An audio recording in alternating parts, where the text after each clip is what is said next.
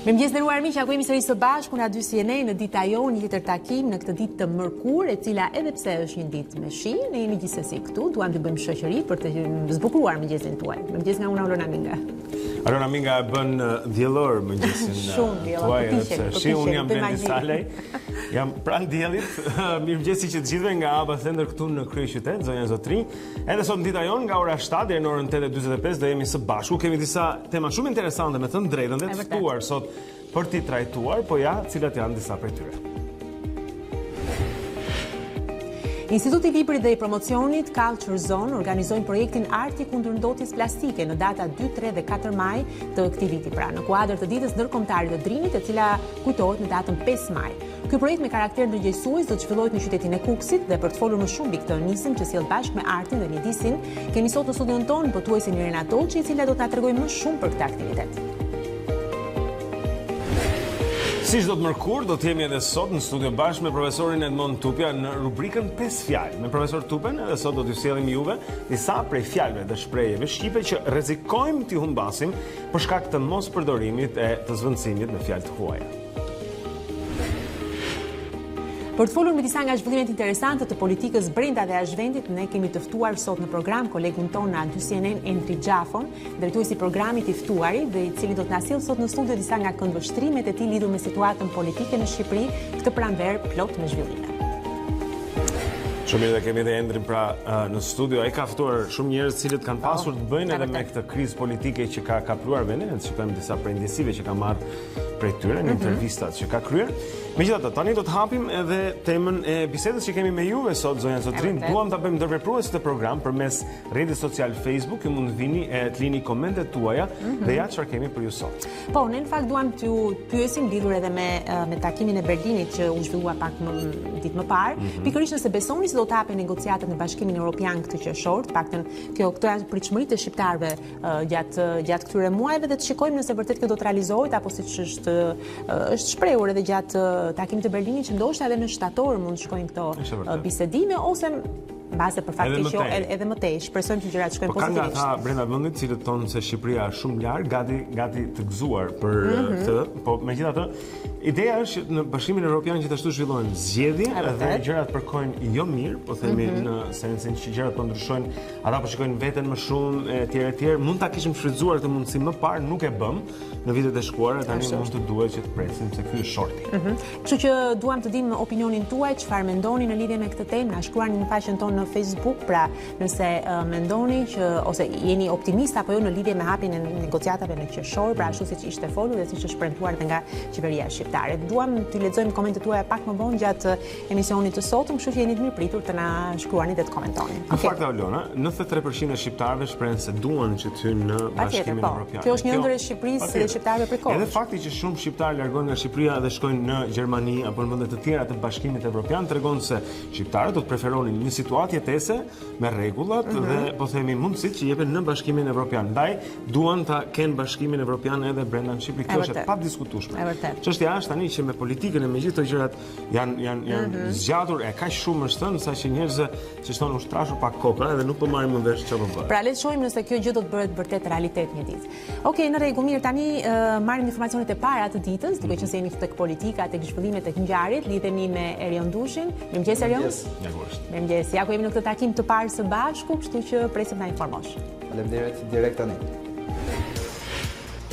Presidenti i Republikës Ilir Meta priti ditën e dieshme 5 krerët e partive të vogla opozitare, të cilat i kërkuan një tavolinë dialogu me mazhorancën për të dhënë zgjidhje krizës politike në vend. Meta i siguroi palët se do të bëhet çështje e mundur për këtë çështje, pa anashkaluar kritikat për dorëzimin e mandateve dhe mos regjistrimin në zgjedhje, por përfundoi se nuk është vonë për të reflektuar e për të ndryshuar qëndrim.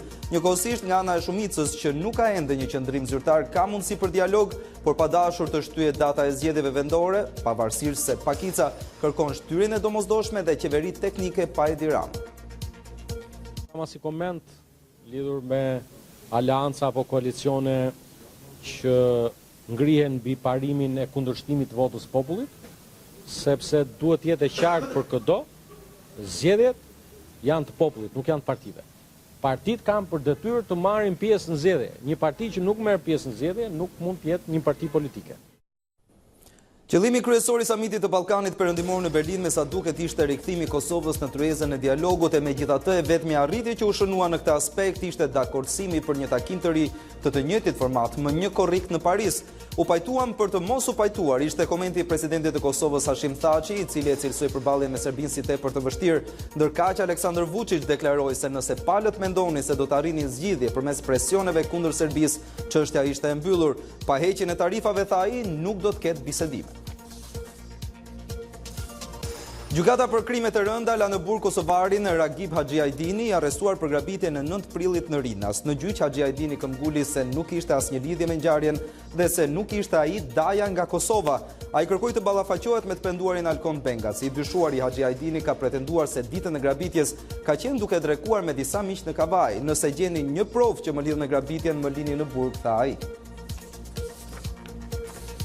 Kurrja e ekonomisë po prek edhe vendet e reja të punës. Në raportin e fundit të Komisionit Evropian theksohet se norma e papunësisë arriti në fund të 2018-s në nivelin e 12.7%, duke u futur në stagnacion pas 3 vitesh rënje të vazhdueshme. Institucionet ndërkombëtare këshillojnë reforma për hapjen e vendeve të reja të punës.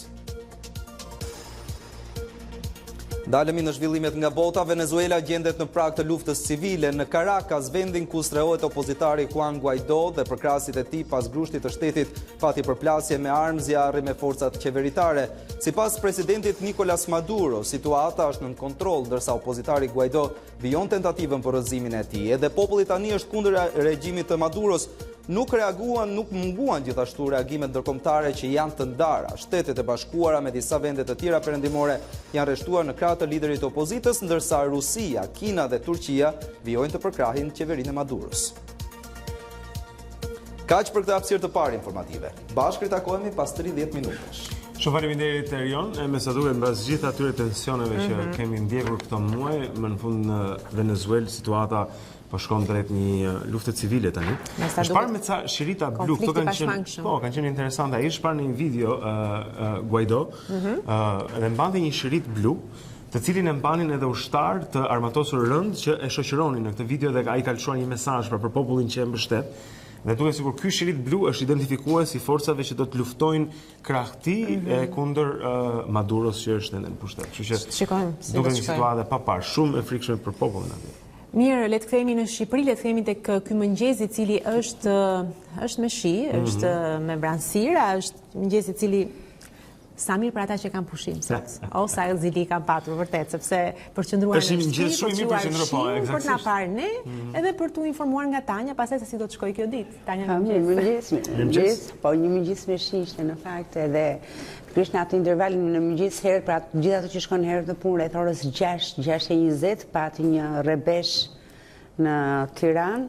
Megjithatë gjatë gjithë ditës së sotme, në fakt të nderuar shikues të CNN, territori shqiptar deri vonë pas ditës do të jetë kryesisht me vranësira dhe me shqira të her pas hershëm, por sasi të pakta, ndërsa këto rrebeshet afatshkurtra rrezikojnë vetëm qendrën e territorit shqiptar, pra zonën Kruj, Tiranë, Durrës dhe Elbasan, vetëm zonën qendrore të Shqipërisë, ndërkohë pjesa tjetër veriu dhe jugu mbeten me vranësira të dëndura dhe shija të shpeshtë por të dobët. Për sa i përket temperaturave, ka patur një rënje të lehtë temperatura në mëngjesin e sotëm, vijojnë minimale të jenë 3 gradë në ekstrem verior dhe 4 gradë në verilindje, por diku 5 deri në 7 gradë në zonat juglindore gjatë mëngjesit, ndërsa mesdita e sotme mbetet thuajse konstante, si vetëm një rritje të lehtë. Kjo pasi do të ketë kthjellim në pjesën më të madhe të territorit pas mesditës, duke bërë që maksimumi sot të shkënojë 22 gradë, kjo kryesisht në brigjet detare të Adriatikut. Theksojmë që vonë pas dite dhe në mbrëmje sërish do ketë kthjellim të kushteve të motit, edhe për periudhën të paktën për ditën e parë, orët e natës dhe mëngjesit do të jenë të freskëta dhe shija do të jenë prezent. Ky është informacioni i motit për ditën e sotme këtu në CNN. Faleminderit Tanja, faleminderit. Mirë, shumë mirë. Ja ku mësuam këtë gjë dhe e dim shumë mirë gjithashtu që nëse ka shi, trafiku në Tiranë paralajmëron lëvizje. Natyrisht njerëzit marrin makinat, megjithatë, shikojmë se si kombinohet sot, do të jetë interesante sepse kemi ditën e pushimit nga njëra anë, shkollat janë të mbyllura dhe kjo do të ndihmojë me trafikun, siç çdo herë, megjithatë, shiu është ajo çfarë e ngatërson her pas here. Kështu që hedhim një sy tek trafiku i kryeqytetit në këtë moment. Ja ku e kemi dhe hartën, zonë zotrinj, mund të shohim këtu pra që është e lirë rruga ndërsa vjen në Tiranë, edhe rruga Dritan Hoxha paraqitet pra hyrja në Tiranë paraqitet e lirë, ka fare pak vonesa në semaforët, asgjë mund të themi në këto momente, edhe unaza e re te Dorkeko pra është jo okay, shikojmë pak vonesa në unazën e re, diçka duhet të ketë ndodhur pas kalimit, mbas në mbi kalimit pra ku kryqëzohet me rrugën e Kavajës dhe më poshtë pastaj ndërsa afrohet brenda zonës së edhe poshtë pastaj në unazën e re pra në zonën e komunës së Parisit ka vonesa atje. Shikojmë gjithashtu pastaj që ka disa vonesa në qendër të qytetit në sheshin Skënderbej, por përndryshe Tirana paraqitet në shumicën e kohës e gjelbërt dhe mund të kaloni lirshëm edhe në unazë, shikojmë që është okay. Në qendrën spitalore universitare Nën Tereza, pra rruga e Dibrës, ndërsa vini nga lart atje, do të prisni vetëm pak në semafor. Por mund të themi se njerëzit janë ende në shtëpi, është një situatë e qetë e trafikut në këto çaste në Tiranë. Por nuk ka qenë as pak e qetë mbrëmja e djeshme për sa i përket Champions League-s, e gjithë kësaj përplasje midis Ajaxit që shkonte në Londër dhe Tottenhamit që i priste në shtëpi. Domethënë pas kemi të reja nga sporti, ja. Mirëmëngjes Kristi. Mirëmëngjes Olona, mirëmëngjes Blendi. Ajax është me një këmbë në finalen e UEFA Champions League. Djemtë e rinj të trajnerit të Erik ten Hag bën sërish atë që dinë të bëjnë më mirë, të fitojnë jashtë fushe. Gjysmëfinalja e parë ndaj Tottenham përfundoi në shifrat 1-0 në favor të holandezëve. Gjithçka u zgjidh në pjesën e parë nga mesfushori Van de Beek me golin që krijoi iluzionin në një pozicioni të parregullt, por vetëm kaq. Spurs krijuan rastet e tyre, por pa ditur të finalizojnë, të kushtëzuar edhe nga disa mungesa të rëndësishme që priten të rikthehen në ndeshjen e kthimit. Pikërisht në Amsterdam, pas disa ditësh, skuadra do të përballen sërish në aktin e dytë atje ku Tottenham do t'i duhet shumë mund për të bërë përmbysjen. Në ndeshjen Ajax Tottenham pati edhe një episod të frikshëm gjatë një dy luftimi me portierin Onana dhe shokun e tij të skuadrës Alderweireld. Mbrojtësi Jan Vertonghen u dëmtuar rënd duke mbetur i shtrirë në fushë. Nga ekzaminimet mësohet se Vertonghen ka hapësuar një frakturë në hum gjatë përplasjes. Mbrojtësi mori menjëherë ndihmën mjekësore pasi pati gjakderdhje të madhe dhe tentoi të rifutej në lojë pas mjekimit. Por tronditja ishte aq e madhe saqë u zëvendësua menjëherë, madje u desh edhe ndihma e trajnerit Pochettino, pasi Vertonghen pati marrje mëndësh dhe të vjella gjatë daljes nga fusha. Prezenca e tij në ndeshjen e kthimit mbetet në pikpyetje. Në këto momente do doja të shihni një video të tifozëve të Ajax që si gjithmonë durojnë spektakël në çdo vend që shkojnë përpara ndeshjeve.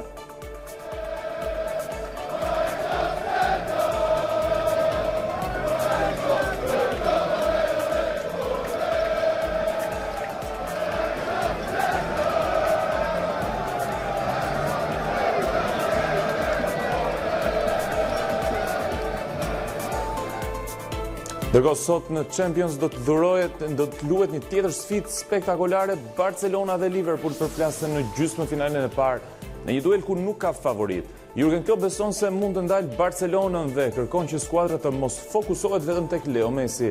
Nga ana tjetër, trajneri katalan kërkon tek të tjerë të mos pësojnë gol në shtëpi sepse disavantazhi në Angli do të ishte një problem serioz. Barça Liverpool është gjithashtu një takim me të kaluarën për sulmuesit Coutinho dhe Suarez, që përballen me ish skuadrën e tyre. Në Camp Nou përballen sot në mbrëmje dy nga skuadrat me ecurinë më të shkëlqyer të momentit dhe dy favoritet më të mëdha për trofeun. Këto ishin gjithçka sa i përket kësaj hapësire të parë sportive lidhur me Champions League-ën. Shumë faleminderit Krist Martiro zonja Zotrin që na informon nga redaksia e sportit këtu në A2 CNN. Tani do të shikojmë se çfarë ka ndodhur në datën 1 maj ndër vite. Ky është kalendari historik, ne e quajmë kjo datë në histori këtu në Dita Jonë, ndjekim.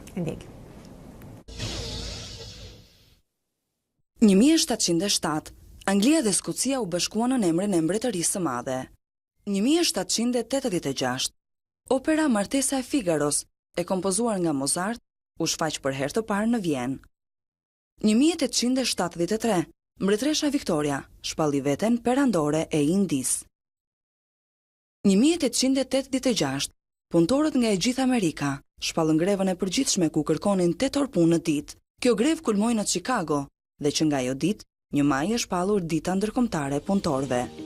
1889, Mati Logoreci hapi shkollën e parë shqipe në Prizren, që ishte dhe shkolla e parë shqipe në Kosovë. Ai jepte atje mësimin e gjuhës shqipe dhe njëkohësisht ngjallte ndjesitë atletare tek brezi i ri. 1905, festohet për herë të parë në Shkodër festa ndërkombëtare e punëtorëve.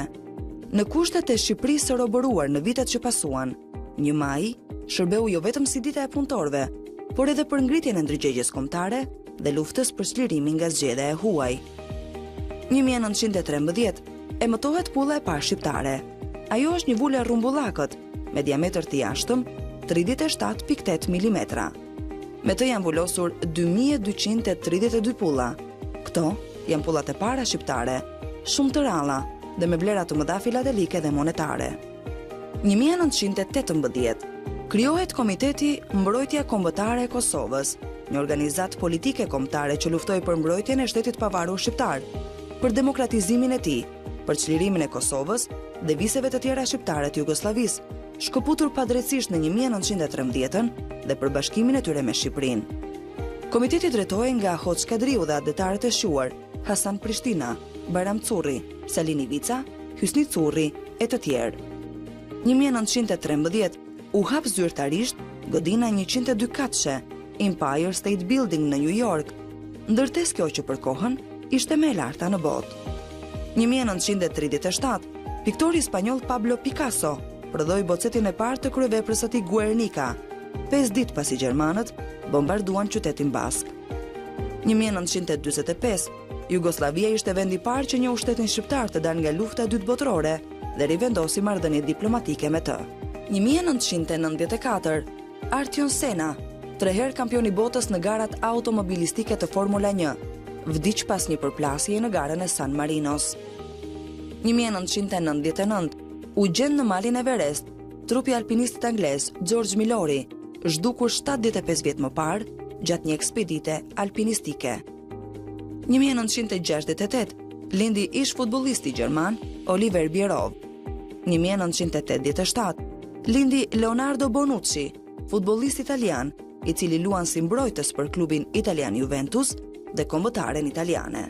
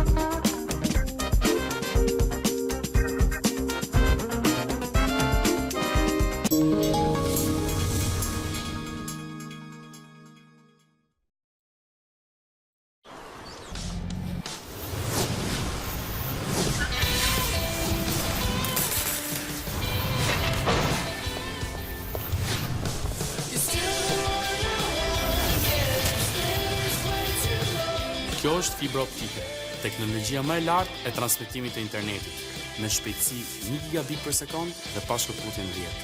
Për herë të parë në Shqipëri, vjen deri në shtëpinë tuaj vetëm nga Digicom.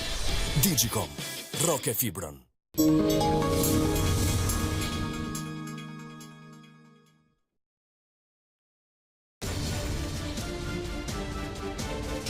Unë jam Julian Kasapi dhe ky është A2 News.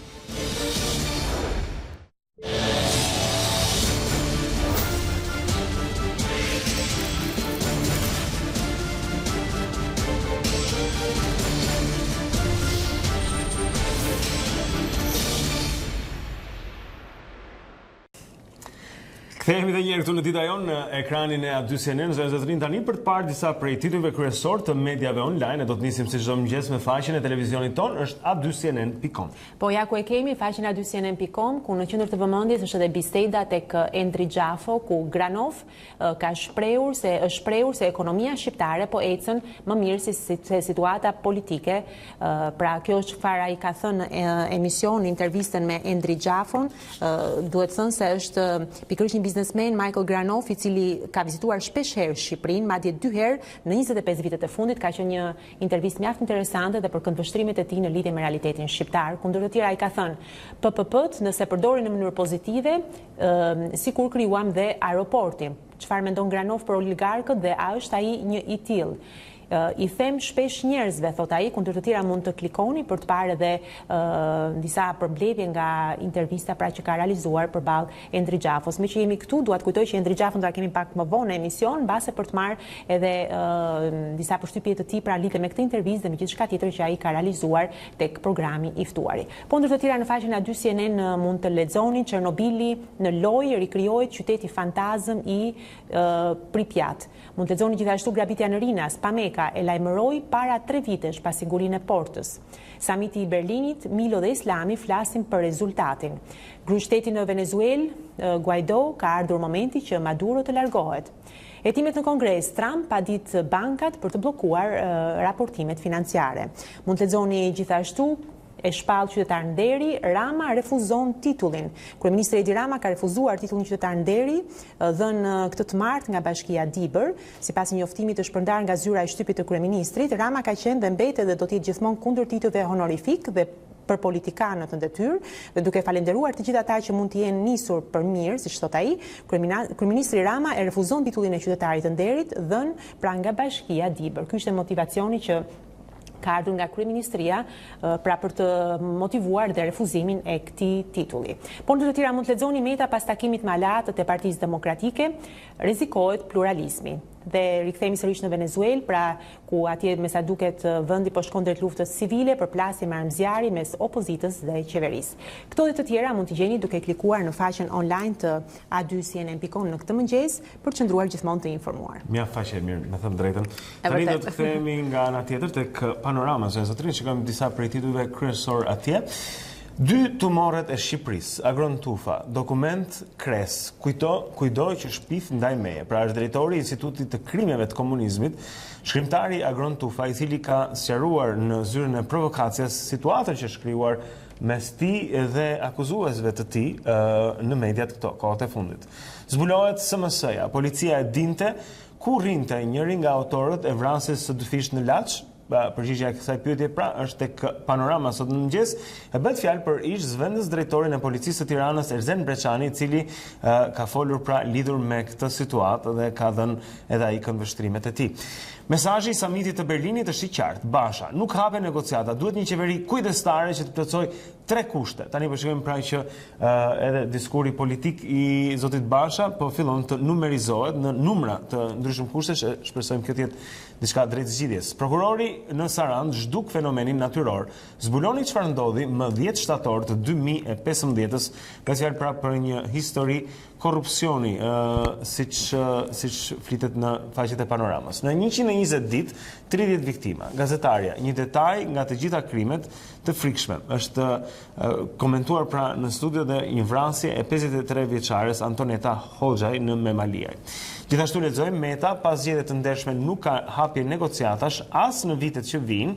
Është pra edhe prononcimi I presidentit Meta lidhur me sa ndodh në hyrjen apo mos hyrjen e Shqipërisë në një proces negociatash me Bashkimin Evropian këtë vit në qershor. Mishi I kafshëve me brucelozë dhe tuberkulozë shkon në treg. Veterineri bëhet edhe sallam. Kjo është njëra nga ato çfarë janë parë në emisionet e darkës, pra në fiks fare kam përshtypjen kjo dhe një akuzë pra investigative. Vërtet. Mirë, ecim më tej për të parë një tërë të përditshme dhe faqen e saj online, jemi te gazeta shqiptare, ku ndër të tjera mund të lexoni Haradina I flet për samitin e Berlinit, më shumë më bën presion Rama e Thaçi se Vučić. Mund të lexoni gjithashtu, ai ishte viceargjiti bashkëpunëtor I sigurimit të shtetit, zbulohet dokumenti. Mund të lexoni Çuçi vaj palmës është cianur, po hëngre gjalp nga lopët zviceriane vdes. Me sa duket është kjo një deklaratë që ai ka bërë. Vrasja në Laç ngacmonte motrën e divorcuar ja pse nisi sheri mes të rinjve. Video Basha në fark me flamuj dhe bllokim rrugësh ja si e presin simpatizantët e tij. Mund të lexoni gjithashtu kandidate për zgjedhjet në Itali, Sonila Alushi, ditët e para atje ishin traumatike. Lava me lot rrugët e aeroportit. Mund të lexoni gjithashtu dhe të tjera, tjetër informato në Dërmi, policia jep fund aludimeve, është për turizëm. Durrës, makina për plas motorin, plagosët polici. Mund të lexoni gjithashtu ndër të tjera në lista kompensimi pronave ATP, 800 pronarët që marrin parat. Këshilli Bashkiak i Tiranës, kompensim ushqimor për fëmijët në nevojë. Mund të lexoni gjithashtu sa do të rritet mosha e daljes në pension për 5 vitet në vijim. Mund të klikoni për të marrë informacion të plot në lidhje me këtë temë. Pra këto dhe të tjera janë në faqen online të Gazetës Shqiptare në këtë mëngjes. Mund të klikoni në faqen e saj dhe të informoni natyrisht. Shumë mirë, shkojmë tej, shikojmë edhe titujt që do të gjejmë në këtë moment tek Java News, një zotrin të fokusuar tek politika. Pra Java News, Meta kam qenë kundër vetingut për kushtetuesen, opozita s'ka faj. Është zoti Meta, pra presidenti i vendit, i cili shfaqson opozitën lidhur me mungesat e gjykatës kushtetuese dhe një sër të tjera institucionesh që kanë bërë me drejtësinë. Samiti i Berlinit, angazhim për krah i Francës dhe Gjermanisë për Ballkanin, ndërkohë ministri gjerman apel BE-s duhet ta mbajnë fjalën për vendet e Ballkanit. Rama, në Berlin kërkova atë çfarë Shqipëria meriton. Siguria, drejtësia, mbrojtja, ekonomia, strategjia e Francës për Ballkanin. Pra, shikojmë disa titull fokusuar në samitin e Berlinit. Gjithashtu, PS firmos me 24 parti aleate, zyrtarizohet koalicioni për zgjedhjet e 30 qershorit. Një tjetër titull, bashorti pranon krimin në Memaliaj, gruan e vrava me lev, është dhuna në familje, pra një fenomen që nuk na ndahet. Alfred Peza, pluralizmi në rrezik është teza më qesharake e Ilir Metës, një kundërpërgjigje pra e zotit Peza nga Partia Socialiste për deklaratat e presidentit. Më tutje lexojmë nga Enver Robelli, 9 muaj të humbur me thashe theme për korrigjimet e kufirit, dhe e fundit që lexojmë këtu është nga Ilir Yzeiri, lufta për shkatërimin e identitetit. Pra mund të gjeni këto dhe të tjera tek Java News sot në mëngjes. Mirë, në rregull, eci më tej për të parë një tjetër të përditshme, një tjetër media online, jemi tani tek shqiptarja.com për të parë dhe titujt kryesorë që janë në këtë faqe. Dhe ja ku e kemi, nesër zyrtarizimi, Soreka, Shqipëria vendi i parë jashtë Bashkimit Evropian që nënshkruan me Frontex. Ambasadori i Bashkimit Evropian në Tiranë, Luigi Soreka, ka përgëzuar Shqipërinë për marrëveshjen mes Shqipërisë dhe Frontex, që do të hyjë ditën e sotme në fuqi. Pra është ky lajmi kryesor që gjendet tek shqiptarja.com, por ndër të tjera mund të lexoni, Thaçi flet për pas samitit të Berlinit, pritja është zhgënjim dhe diskriminim për qytetarët e Kosovës. Presidenti i Kosovës, Hashim Thaçi, ka mbajtur një konferencë për mediat në aeroportin ndërkombëtar të Prishtinës pas krimit të tij nga Berlini, ku mori pjesë në samitin për Ballkanin. Pra Rama dhe Thaçi më folën për të hequr taksën. Pra është ajo që ka deklaruar pikërisht Thaçi me njëherë pas takimit të Berlinit. Pra Rama dhe Thaçi më folën për të hequr taksën më shumë se Vučić. Pra kjo është ndër të tjera ajo që ai ka deklaruar. Ndërkohë eci më tej tek gazeta shqiptarja.com, shqiptarët protestë përpara ambasadës së Serbisë në Shtetet e Bashkuara të Amerikës, duam drejtësi për krimet e luftës, janë shprehur ata, por ndër të tjera mund të lexoni te gazeta shqiptare. Vrasja e dy fish në qendër të Laçit, dorëzohen 3 autorët. Mund të lexoni gjithashtu Alati Bashës pranon mandatin, deputeti më i vjetër në moshë, do të marrë pjesë në zgjedhjet e 30 qershorit. Pra është në qarkun e Korçës, dhe rikthehemi edhe një herë tjetër për të lexuar dhe emrin e deputetit pra që do të marrë mandatin, është Koço Tahiri, ka pranuar marrjen e mandatit të deputetit pra në qarkun e Korçës. Ky është pra aleat i Partisë Demokratike, 70 vjeçari, i cili tani më do të hyjë në parlament. Eci më tej me të tjera lajme ku mund të lexoni kosovari i grabitjes në Rinas kërkon ballafaqime të penduarin. Jasi e njoh familjen Murataj. Pra është kjo një lajm që na vjen nga aktualiteti, mund të lexoni gjithashtu nga Politika. Sinjali nga samiti i Berlinit i qartë, Basha, negociatat nuk do të hapen në qershor. Pra kjo është një tjetër atmosferë që na vjen nga Politika dhe nga deklaratat e Bashës pra në lidhje me samitin e Berlinit. Shkarkoi drejtori i Institutit të Sigurisë Ushqimore dhe Veterinarisë, pra Pëllumb Aleksi. Shkarkimi i tij ka ardhur në një kohë ku në media janë publikuar disa problematika me produktet ushqimore, me sa duket vjeni me njëhershëm reagimi në lidhje me ato që ka është publikuar në media me skandale në lidhje me sigurinë ushqimore dhe gjithçka tjetër që ne konsumojmë dhe blejmë në. Them shumë prekse, me thënë drejtën, sepse gjithë njerëzit. Megjithatë, duhet të nga ana tjetër që ka edhe egzagjerime, ka edhe mos sqarime. Po. Dhe disa herë këto gjëra I alarmojnë njerëzit dhe kjo në vetvete të prish tensionin. Ashtu është e vërtet. Por megjithatë besoj që problematikat ekzistojnë edhe pse ndoshta mund të Patjetër, por media ka për detyrë edhe të mos bëjë lidhje të shkurtra, sepse njerëzit tremen dhe në fakt ndikon edhe biznesin shqiptar. Ashtu është. Njerëzit duan pastaj të blejnë vetëm gjëra që vijnë nga jashtë. Kjo është e vërtet. Padrejtisht duke diskriminuar një produkt vendas që mund të jetë I shkëlqyer në fakt. Okej, shkojmë te. Shumë mirë. Me që jemi tek ekonomia e shtëpisë dhe ushqimet që blejmë, rrim tek ekonomia monitor zonë zotrin. Kompanitë që kanë rritur më shumë pagat për punonjësit në 4 vite, zbuloni punën më të paguar në Shqipëri. Kjo do të jetë fort interesante, kam përshtypjen do të ketë klikime tek monitor gjithë do të dilë rrogat e tjerëve në Shqipëri. Shqiptarët me pagë të ulët, më të pakënaqësurit në Evropë me punën e tyre. Ja ku zbulohet një pjesë, pra, shpesh njerëzit kalojnë në punë më shumë kohë se sa kalojnë në familje, prandaj është e rëndësishme që ata të jenë të kënaqur me punën e tyre, shkruan monitor, por me sa duket shqiptarët ndër më të pakënaqësurit në kontinentin tonë. Shkojmë më tej në njëri nga titujt atje, interesat e kredive më të lira në mars, sidomos për kredit për shtëpi, sa pak fitoni nga depozitat. Pra, flitet tani për uljen e interesave të kredive dhe të depozitave në bankat tona. Shohim më tutje një tjetër titull nga ekonomia, dëmet. Kompanitë e sigurimit paguan 12 milion euro midis janarit dhe marsit të 2019. Ndërkohë, lexojmë garantimi I sigurisë në punë, denaj, bashkëpunimi shtet punëdhënës, punëmarrës. Gjithashtu tatimet ja procedurat e dhënies në përdorim të aktiviteteve të veprimtarisë. Kjo mund t'ju sqaroj nëse keni ndërmend bëni diçka të tillë dhe në fund lexojmë kredia për ekonominë rritet ndjeshëm në mars, bizneset preferojnë euron. Mirë, pra ishin këto disa nga analizat ekonomike që besoj do të kenë dhe këto interesin dhe vëmendjen tuaj, por eci më tej. Do të shkojmë tani në një media online, jemi pikërisht tek reporter.al për të parë dhe çka ka ajo në qendër të vëmendjes. Gjysma e kryebashkiakëve të Shqipërisë ngeli në testin e pasurisë.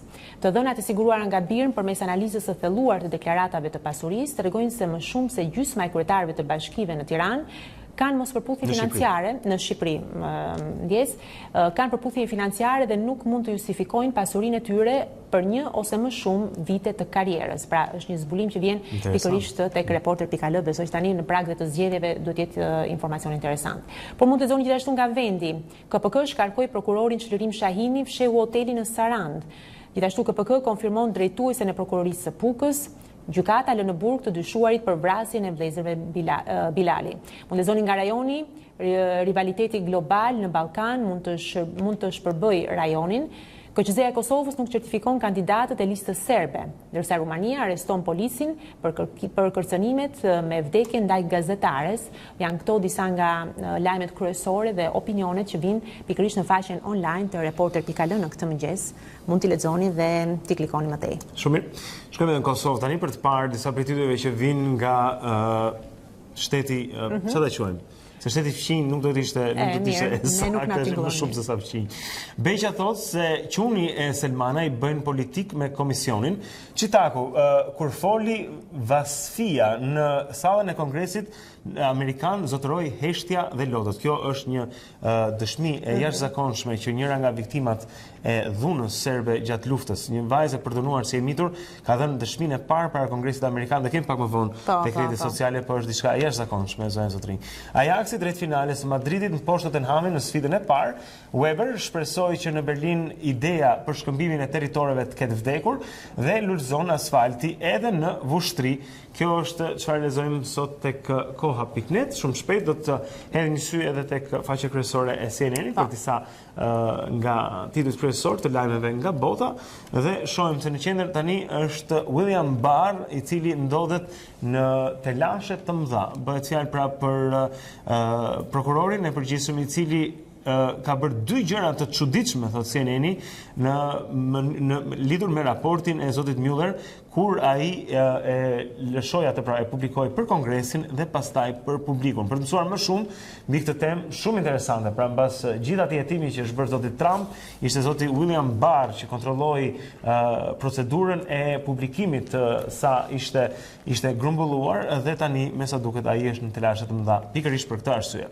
Maduro thotë se ka filluar se grushti i shtetit në Venezuelë është poshtur tani më, e shohim se kjo është në qendër për atë historive kryesore tek CNN dhe Naruhito është perandori i ri në Japoni, pra dje zonja Zotrin ka qenë edhe ceremonia kur perandori Akihito i ka dorëzuar fronin djalit të tij Naruhitos dhe Japonia tani do të ketë një perandor tjetër. Gjë pa zakont kjo apo jo? E pa zakont, zakonisht do në shumë edhe shpasi diçka.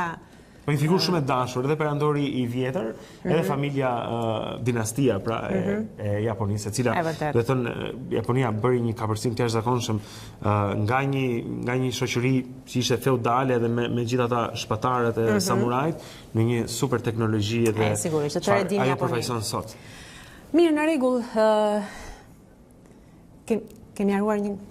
Në rregull, mirë. Ecim dhe nuk e di, ke hapur në një lajm tjetër? Ja, nuk kemi hapur. Ecim. Ja dhe një lajm i fundit, lajmi shumë i fundit që vjen, botohet në faqet e para të gazetave tani më, sepse dikush këtu në studio nuk bën pak, po ta themi, bën 40 plot, më në fund u rrit, u bë burr, dhe ky djalë është Blendi Salaj, që ne duam ta urojmë kështu në mënyrë të befasishme, të papritur, të kujtove se ne harruam, por nuk do ta harroni këtë gjë i dashur Blendi.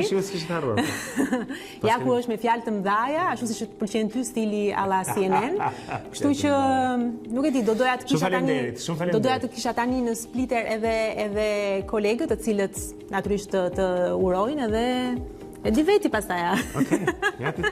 Nuk e di si ndihesh në këtë periudhë, kështu çdo thot 40 vjeç, ndrojmë për fiksat. Ja ku kemi Tanjen aty edhe Erionin, kemi Kristin gjithashtu, kështu që do ta provosh vetë kur të bësh 40 vjeç. Aulona nuk është një gjë, faleminderit. Shumë faleminderit. Mirë. Vërtet në fakt, na duhet, është e vërtet. Faleminderit. Tu jemi. Mirë, një gjë është e sigurt, Tanja, Kristi dhe Erion, që kafen sot e kemi siguruar, me sa kuptojmë. Vetëm kafen, po di? Do të thënë jo vetëm ne, të paktën ne që jemi këtu në ekran, se pastaj ke edhe një listë tjetër nga mbrapa. Dakor, po sigurisht, po do të mbitem pak më vonë edhe për kolegët që na ndjekin tani, kemi lënë diçka pak më vonë, kështu që. Ashtu ë? I ke marr masa. I ka marr masa. I ke marr masa. Normal 40 vjeç nuk një herë bën. 40 vjeç po që unë tash, po do të thonë, mos më merr masa tani që jam po. Kam pas 39 herë për ta mësuar, kështu që dim si bëhet. I ke bërë prova. I ka shumë mirë në fakt. Si the Tanja? Sot ishte shumë mirë. Mirë, gjithsesi pas 39 provash. Gjithsesi Tanja, ti duhet ta kishe bërë kohën në diell sot për ditëlindjen e Blendit, po nuk arritet ta bëje këtë gjë. Gjë do dal dielli. Gjithsesi, mi ato shiu sjell fat, kështu që shumë faleminderit gjithëve të dashur kolegë për fjalët e mira. Edhe për urimet, edhe unë nga zemra jam shumë i lumtur, sinqerisht që jam bashkë me ju këtu sot. Po ne ta vazhdojmë këtë program, zonja e Zotrin. Po pse më vazhdojmë? Pse? Nuk mund të vazhdojmë, ka gjallë. Mendoj se kaq mjafton. Po pse mund të festonim, të hapim një shampanjë.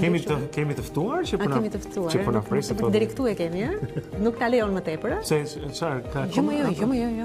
Do në një gjë tjetër, bëjmë një. Jo, nuk duaj. Do fusi fotot e ditës. Jeni tek fotot e ditës, do jesh tek kalendari, do jesh tek çdo gjë e mundshme që do të bëhet në emision. Një herë bën 40 vjeç normal. Si ndihesh vërtet? Mirë, okay. Ndiem njësoj si diem, me thënë drejtë, nuk është se kam ndonjë kështu. Jo, se të pyes se kur të arrinte të 40-at jam shumë kurioze si është. Po them, do të tregoj pak nga pak, se unë jam shumë i ri tek të 40-at. Kam vetëm disa orë që janë dëgjuar 40 vjeç, kështu që kur të kem pak përvojë do ta ndajmë me ty. Mirë, më përgatisesh me situatën. Mirë, në rregull. Tani koleg ku kalojmë? Tani do të kalojmë tek fotot, zonja Zotrin, do të shikojmë disa prej imazheve më të bukura nga jo gjithmonë se sa për këtyre historive janë. Sa kjo breaking news, Blendi gëzuar ditëlindjen është shumë e bukur. Shumë e bukur. Faleminderit. Më duket sigurisht me LSI-n. Por nga ngjyra dhe lodhët. Kthehemi pas pak zonja Zotrin, ndjekim fotot kryesore të ditës dhe do të vim në emision me dy të ftuar këtu në studio.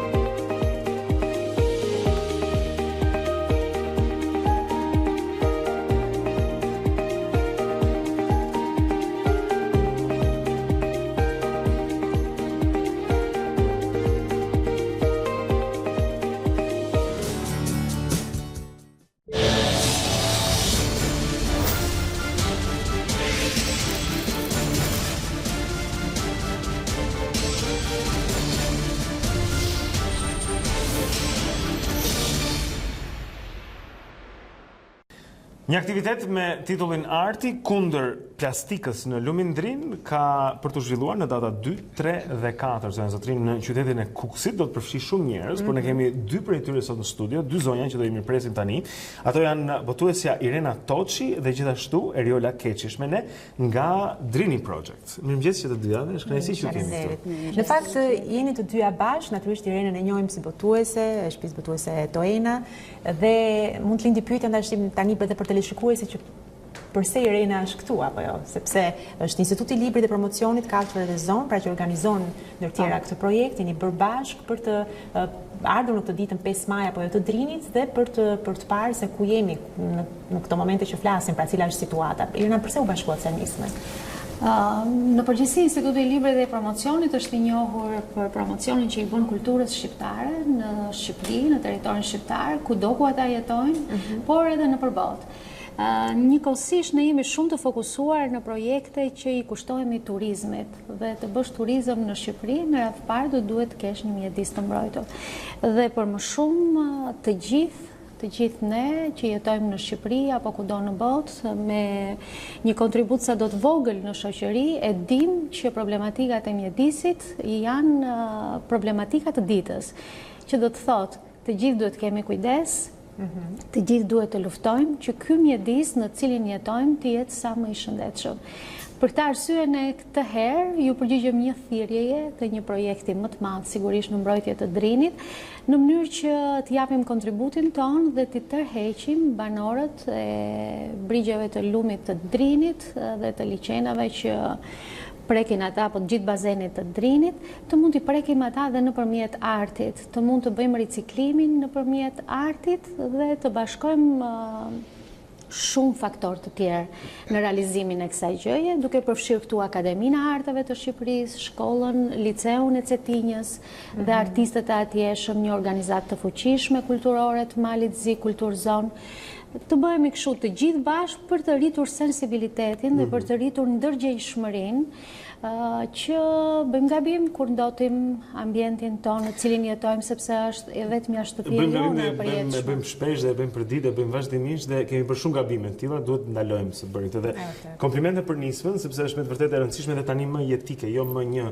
dëshirë apo themi një qejf, është shumë e rëndësishme. Eriola, projekti juaj quhet Drini Project.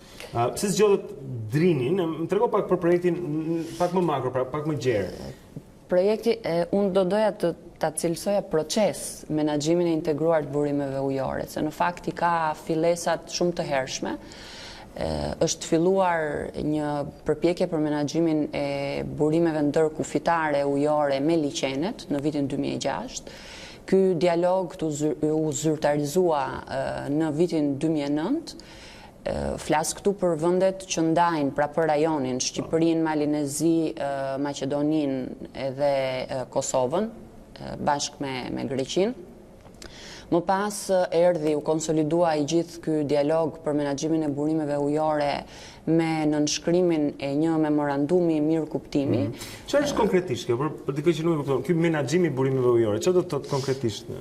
Konkretisht do të vi më vonë tek projekti më pas, po doja të ndalesha në vjet përgjithshme si ka nisur si proces, se nuk është vetëm kuadri i një projekti. Ndërkohë pastaj me projektin aktual që flasim, projekti i Drinit, që lidhet me menaxhimin e basenit të zgjeruar të Drinit, ne në kuadër të këtij projekti kemi disa outpute dhe apo le të themi rezultate, njëri nga të cilët është analiza diagnostike e Drinit, që do të thotë të gjitha problematikat e evidentuara në basenin e Drinit. Dhe në varësi të këtyre problematikave që përmban analiza ndërkufitare diagnostike, do të hartohet, pra jemi në proces hartimit të një plani strategjik veprimi, të cilat do të ndihmojnë në minimizimin e të gjitha problematikave evidentuar në kuadër të këtyre studimeve që u bën tashmë 3 vite për Drinin. Kështu që në këtë mënyrë ne mundohemi që të japim, të përafrojmë apo të implementojmë direktivën kuadër të ujrave, pra të arrim cilësinë e mirë të ujit, të arrim të kontrollojmë aktivitetet cilat kanë impakte në lumin Drin, të ndërgjegjsojmë siç janë aktivitetet. Dita e Drinit tashmë është viti 6 që festohet. Është data 5 maj. Por edhe aktivitetet të tjera, ne kemi projekte pilot në Shqipëri, të cilat njëri është në Shkodër, po merremi me trajtimin me një program, le të themi, software për trajtimin e ujrave të zeza në Shkodër, po merremi me hartimin e planit të menaxhimit për Ohrin, pra gjithmonë në midis dy vendeve. Ndërkohë ne shikojmë te pamjet e Drinit, pra që është problematike. Nëse mund të na tregoni diçka më konkretisht, cila është situata sot? Për çfarë duhet ngritur zëri sot në lidhje me Drinin, me gjithçka që gjendet në të ndotja është një nga problemet kryesore që ka Drini. Ne kemi bërë përveç të dhënave që kemi marrë në 10 vite në institucionet përkatëse për monitorimin e ujrave, ne kemi bërë dhe monitorimet tona për lumin e Drinit. Ka stacione, le të themi, me cilësi, le të themi, të mesme, por ka nga ato që janë goxha të ndotur. Nuk flas këtu. Kjo është në Lezhë, kjo është fundi, po themi, afër brigderit së lumit, kështu që ka mbledhur po. Fundi është e qartë që mbledh, po nuk është vetëm kjo, nuk flasim këtu vetëm për plastikën për shembull, po ka një sër aktivitetesh të cilat që janë në zonën e basenit, të cilat shkarkojnë mbetjet organike në lum, të cilat janë më të rrezikshme sepse më pas shkojnë në det dhe kështu afër. Që ka një lloj papërgjegjshmërie, po themi, akoma nga njerëzit në mënyrën sepse lumi është shumë i rehatshëm se ti merr gjërat e ti çon tutje. Pra është një mënyrë për të hedhur, e di kasap, për shembull, mbaronin punë në lum dhe gjithçka ikte me ujin, por kjo është një problematikë e cila duhet bëhen të gjitha bashkë. Është ndërgjegjësimi, ka nevojë për investime të mëtejshme për të trajtuar ujërat e ndotur, për shembull, ka një sër faktorësh, është kompleks, dhe vetë Drini është një basen kompleks. Nuk varet çdo gjë vetëm nga një vend i vetëm, pra Drini ndahet nga 4 vende, mund të jetë që ndotja vjen nga vendet fqinj, pra duhen marrë masat në vendet fqinj për të minimizuar efektin që ka në Shqipëri. Pra duhet jo vetëm një vullnet i mirë i të 4 vendeve, strukturat të cilat ne i kemi ngritur në vendet që ndajnë Drini, por edhe faktorë të tjerë. Irina, çfarë do të ndodhi konkretisht? Cila do të jetë ndihmesa që ju do të jepni këto gjatë këtyre ditëve, duke filluar nga data 2, por që do të kulmojë besoj datën 5 maj, apo duke qenë se në datën 4 në fakt ne kemi vendosur që të jetë edhe aktiviteti i fundit që do të zhvillohet në Drin këtë herë. E shtrim Ditën e Drinit e bëm 3 ditore, në mënyrë që të kishim mundësi të preknim nga afër edhe territorin dhe të shikonim sa i ndotur ishte ai dhe të ndihmonim nëpërmjet bashkëpunëtorëve të tjerë që kemi arritur të bashkohemi në këtë aktivitet, të pastrojmë brigjet e Drinit aq sa të mundim gjatë 2 ditëve, 2 dhe 3 maj, dhe në 4 maj të mund të kemi atë aktivitetin qendror që është dhe më sensibilizuar për gjithë popullatën e Kukësit. Në datën 2 dhe 3, në bashkëpunim me Drejtorinë Arsimore të Kukësit dhe nën kujdesin e Ministrisë së Arsimit për të mos dëmtuar dhe procesin mësimor të fëmijëve, të nxënësve, ne do të bashkëpunojmë me 10 shkolla të Kukësit dhe do të dalim në teren për të pastruar konkretisht dhe për të mbledhur mbeturina plastike në brigjet e lumit. Kemi bërë një hartë se ku do të shpërndahemi dhe cilat do të jenë shkollat që do të mbulojnë çdo territor. Pasi të mbledhim mbeturinat në bashkëpunim me Bashkinë e Kukësit, kemi biseduar që këto mbeturina të mos ngelen aty, por të transportohen brenda atyre 2 ditëve në vendin e caktuar ku mblidhen mbeturinat në Kukës, në landfillin e tyre apo në vetulloren, si i thon ata. Një pjesë e tyre do të përdoren si lëndë e parë nga nxënës të talentuar dhe studentë e Akademisë së Arteve të Tiranës, të Fakultetit të Arteve të Bukura dhe të artistëve që vinë nga Cetinja, dhe do të përpiqemi të bëjmë instalacione me plastikën. Shumë interesant. Duke u dhënë një ide fëmijëve, nxënësve, që plastikën mund ta ripërdorim. Kjo është një nga mënyrat që ti atë plastik pasi e ke përdorur një herë të mos e hedhësh në plera, por të mund ta mbash ende në përdorim nëpërmjet duke krijuar diçka të bukur. Interesant. Kjo është fort interesante, më thënë drejtë, po ndodh kjo nismë dhe kjo sill pra edhe kulturën dhe artin në një farë forme pranë çështjeve mjedisore, duke i bashkuar në këtë kulm është frymëzues arti në çdo rast, tërheq vëmendjen dhe ne mendojmë që duke ju drejtuar brezit të ri, atij që është tani duke u formuar, tu kthehet atyre në një kulturë jetese.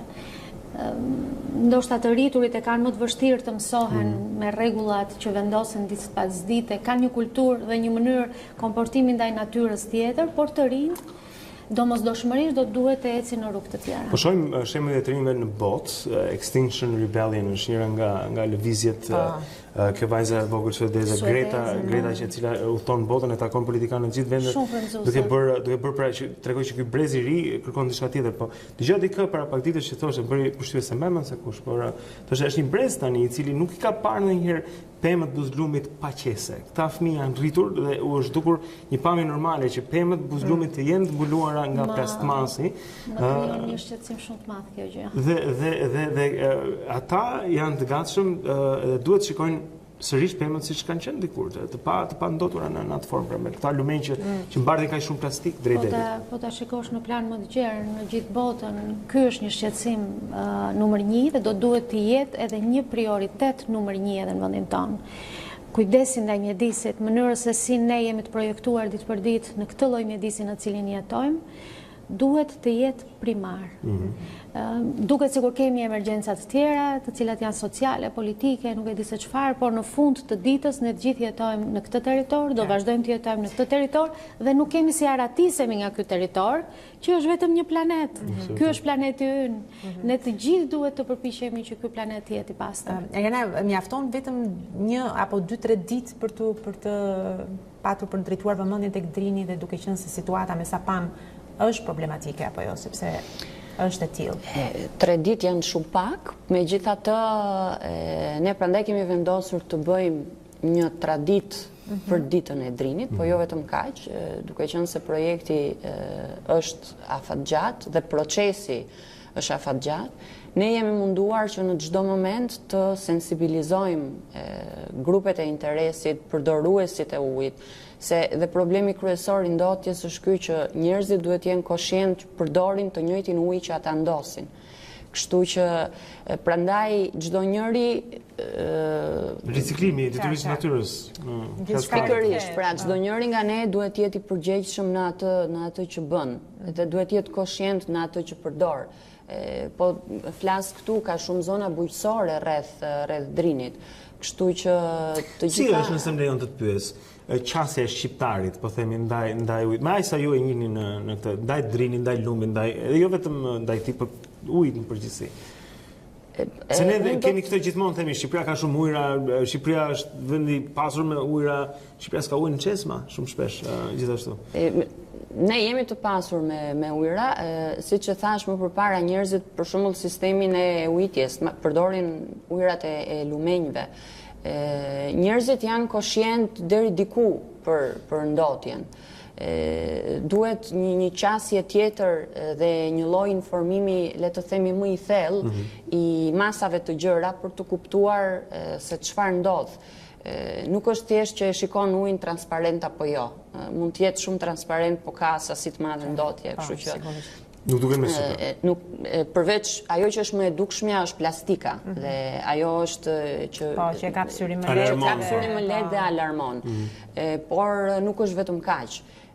Ka ne tentojmë të kemi biznese apo bare buz detit apo buz liçenit, kudo qofshin.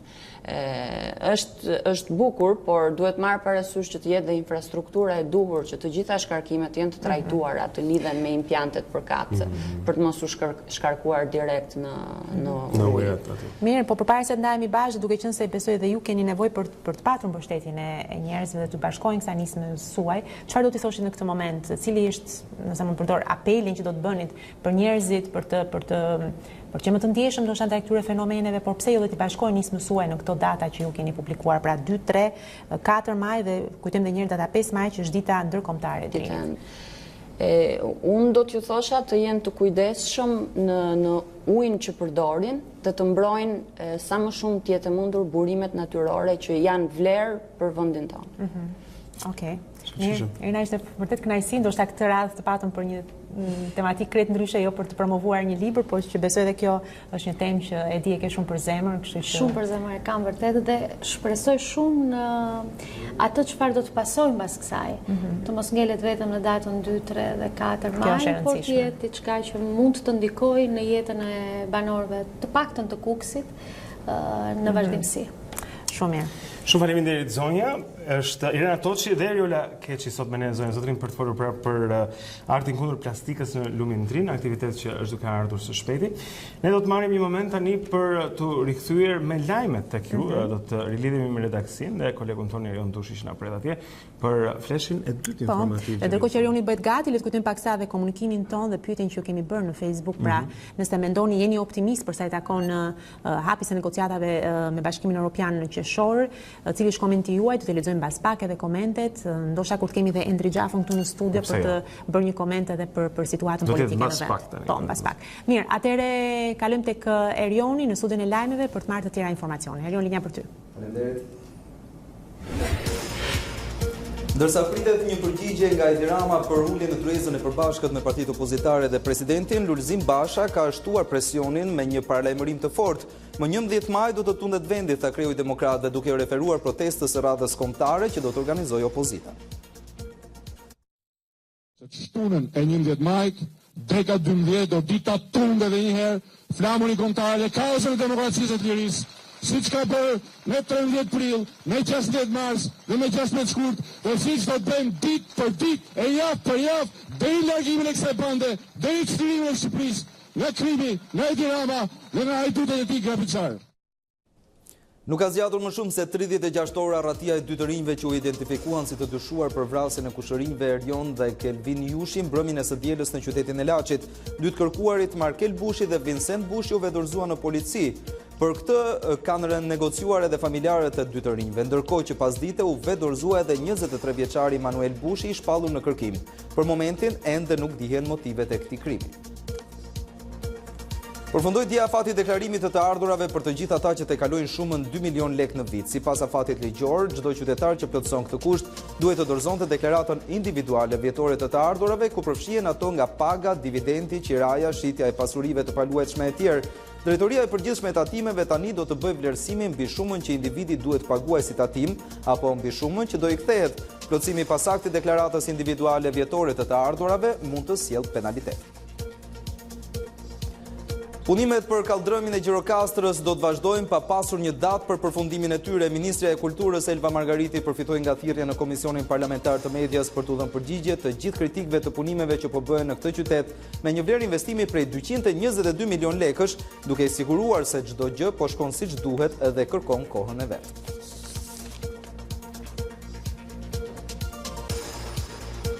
Prilli u kthye në një datë historike për Japoninë. Perandori Akihito u bë i pari në 200 vjet që abdikoi nga froni. Ritualet e nisura disa muaj më parë kulmuan me një ceremoni madhështore në Tokyo që zyrtarizoi ardhin në fron të princit Naruhito. Në fjalimin e tij të fundit, Akihito falenderoi publikun për mbështetjen gjatë sundimit 30 vjeçar dhe dorëzoi simbolet e pushtetit. Kaq dhe për këtë hapësirë të dytë informative. Faleminderit për vëmendjen dhe mirupafshim. Faleminderit Erion. Mirë, shumë mirë. Tani është momenti të rilidhemi sërish me Tanjën për të për të bërë por edhe një përmbledhje për Shqipërinë, por të shikojmë se si është situata në Europë për sa i takon këtij moti që me shi tani vazhdon të bjerë shi, ndërkohë se ti ke patur një mbas edhe syt. Jo, nuk po bjerë për momentin, megjithatë deri në mezit ose më saktë deri në orët e para të pasdites, pjesa qendrore, veriu dhe qendra rrezikojnë nga shija të përkohshëm. Kalon në tablon kontinentale të dashur shikuesa 2 CNN, ku është krejtë e qartë situata në kontinent, vranësira të dëndura dhe rreshje shiu, por edhe dëbor izoluar, është lokalizuar në Europën juglindore dhe më pak në verlindje, shumë pak vranësira kemi me shija të përkohshëm në jug të Italisë, ndërkohë pjesa tjetër e kontinentit evropian paraqitet kryesisht tek thjellët, presin një sistem të fuqishëm dhe të orientuar vranësirash dhe rreshjesh shiu që po i afrohet brigjeve perëndimore të kontinentit evropian. Ndërkohë, temperaturat vijojnë të jenë të ulta në pjesën më të madhe të Europës, kryesisht në zonat qendrore dhe në të gjithë Europën lindore. Ka një rritje të lehtë të temperaturave në zonat perëndimore, më e ndjeshme kjo në Gadishkullin Iberik, ku pritet dhe maksimumi rreth 23-24 gradë Celsius, ndërkohë në Ballkan dhe në territorin shqiptar maksimumi i temperaturave vijon të mbetet rreth 20-23 gradë Celsius. Ky është informacioni për Ballkanin, por edhe për kontinentin këtu në A2-CNN. Faleminderit Tanja. Shumë mirë, do të shikojmë tani edhe shumë shpejt hartën e kryeqytetit Zonja Zotrin për të parë se si është situata në trafik. Zakonisht kjo është ajo orë e ditës ku trafiku është i kalcifikuar, por sot duke qenë se është një maj ditë pushimi, shohim më shumë të gjelbër se sa çdo ditë tjetër. Interesante, sa herë që kemi parë në këtë orë trafikun ka qenë thuajse i kuq i gjithë këtë radhë. Patjetër, përveç se në rrugën drejt kombinatit, pra po shikoni zonën e kombinatit Zonja Zotrin, atje ka ngadalësim për shkak të disa semaforëve rresht, me sa duket, para rrugës Besim Alla, pra në kombinat do të gjeni pak vonesa. Shikojmë se rruga Teodor Keko, Unaza e Re është e lirë, rruga Dritan Hoxha gjithashtu është e lirë, po të shikojmë në të dyja krahat e saj. Në Unaz ka pak ngadalësim eksaktësisht tek instituti Fakulteti i Inxhinierisë, pra në kryeqytet. Pak ngadalësim ka në Unaz edhe pas semaforit tek rruga Don Bosco, ku kryqëzohen ata dhe tek kryqëzimi i Unazës me bulevardin Zogu i Parë. Përndryshe pastaj shikojmë se tek qendra spitalore universitare Nën Tereza mund të ketë pak ngadalësime tani në mëngjes dhe rruga Bardhyl paraqitet me pak vonesë, pjesa e Unazës pra që shkon drejt tregut industrial nga zona e Brylit. Aty shikojmë gjithashtu tek Bar Ostra, siç njihet, pra kryqëzimi me rrugën Hoxha Tasim ka vonesa në semaforët atje. Përveç kësaj, shikojmë se situata është okej, semafori i Brylit pra pran Urës atje tek bulevardi Zhandarka, kryqëzimi me Unazën është pak vonesë, por përndryshe mund të themi se situata në Tiranë tani është e qetë. Është e qetë. Mirë, shumë mirë morëm dhe këtë informacion, por nuk kemi mbaruar ende, sepse duhet lidhemi sërish me sudën e lajmeve për të mësuar të tjera nga sporti. Është atje Kris Martiro që na pret. Kris, linja për ty. Mirë, do të shohim tani një së zhvillimesh nga kampionatet evropiane të futbollit, por dhe në lajme sa i përket Mercatos. Matias Soli është një talent i jashtëzakonshëm Argjentinas, i cili ka përfunduar me njëherë në radarët e italianëve të Juventus. Soli ka lindur në vitin 2003 dhe aktivizohet në kategorinë e tretë argjentinase me Velez Sarsfield, por së fundi ai ka thënë jo zgjatjes së kontratës së ofruar nga klubi. Në rolin e sulmuesit 16 vjeçari ka spikatur duke u bërë pjesë edhe kontareve të moshave në Argjentinë. Agenti i futbollistit ndodhet në Torino për të finalizuar operacionin me Juventus, që nuk do ta ketë të vështirë garën me Genoan për talentin Argjentinas, pasi edhe këta të fundit kanë kërkuar më herët shërbimet e futbollistit që së fundmi po cilësohet si Messi i ri. As Zinedine Zidane nuk mund t'i kthejë buzëqeshjen në Gareth Bale, i cili duket shumë pranë largimit sezonin e ardhshëm. Pas humbjes ndaj Vallecanos, Bale nuk është kthyer së bashku me grupin, por ka zgjedhur të udhëtojë privatësisht. Sulmuesi Walesian, i cili bëri një paraqitje të dobët në fundjavë, kërkoi leje për të udhëtuar me një avion privat, duke qenë se Zidane vendosi në dispozicion disa ditë pushim për skuadrën. Nuk e di është i fokusuar apo jo, ishin fjalët e trajnerit francez pas ndeshjes, sinjali qartë që 29 vjeçari është gjithmonë më pranë largimit nga Madridi. Këto ishin zhvillimet shkurte edhe për këtë hapësirë sportive. Faleminderit Kristi. Ja ku e morëm vesh edhe këtë informacion të fundit nga bota e sportit, zonja e Zotrin me formulën 1 që i vë pikën. Ne do të shikojmë edhe një herë fotot që vinë nga agjenci të ndryshme të botës, po. Foto po doja thash, lexonim disa nga komentet që na kanë ardhur pra pikërisht për pyetjen nëse jeni optimist apo jo në lidhje me hapjen e negociatave në qershor me Bashkimin Evropian. Ardiani thotë nuk besoj se do të hapen negociatat, nëse hapen përsëri mendoj se duhet të ndryshojë mentaliteti shqiptar.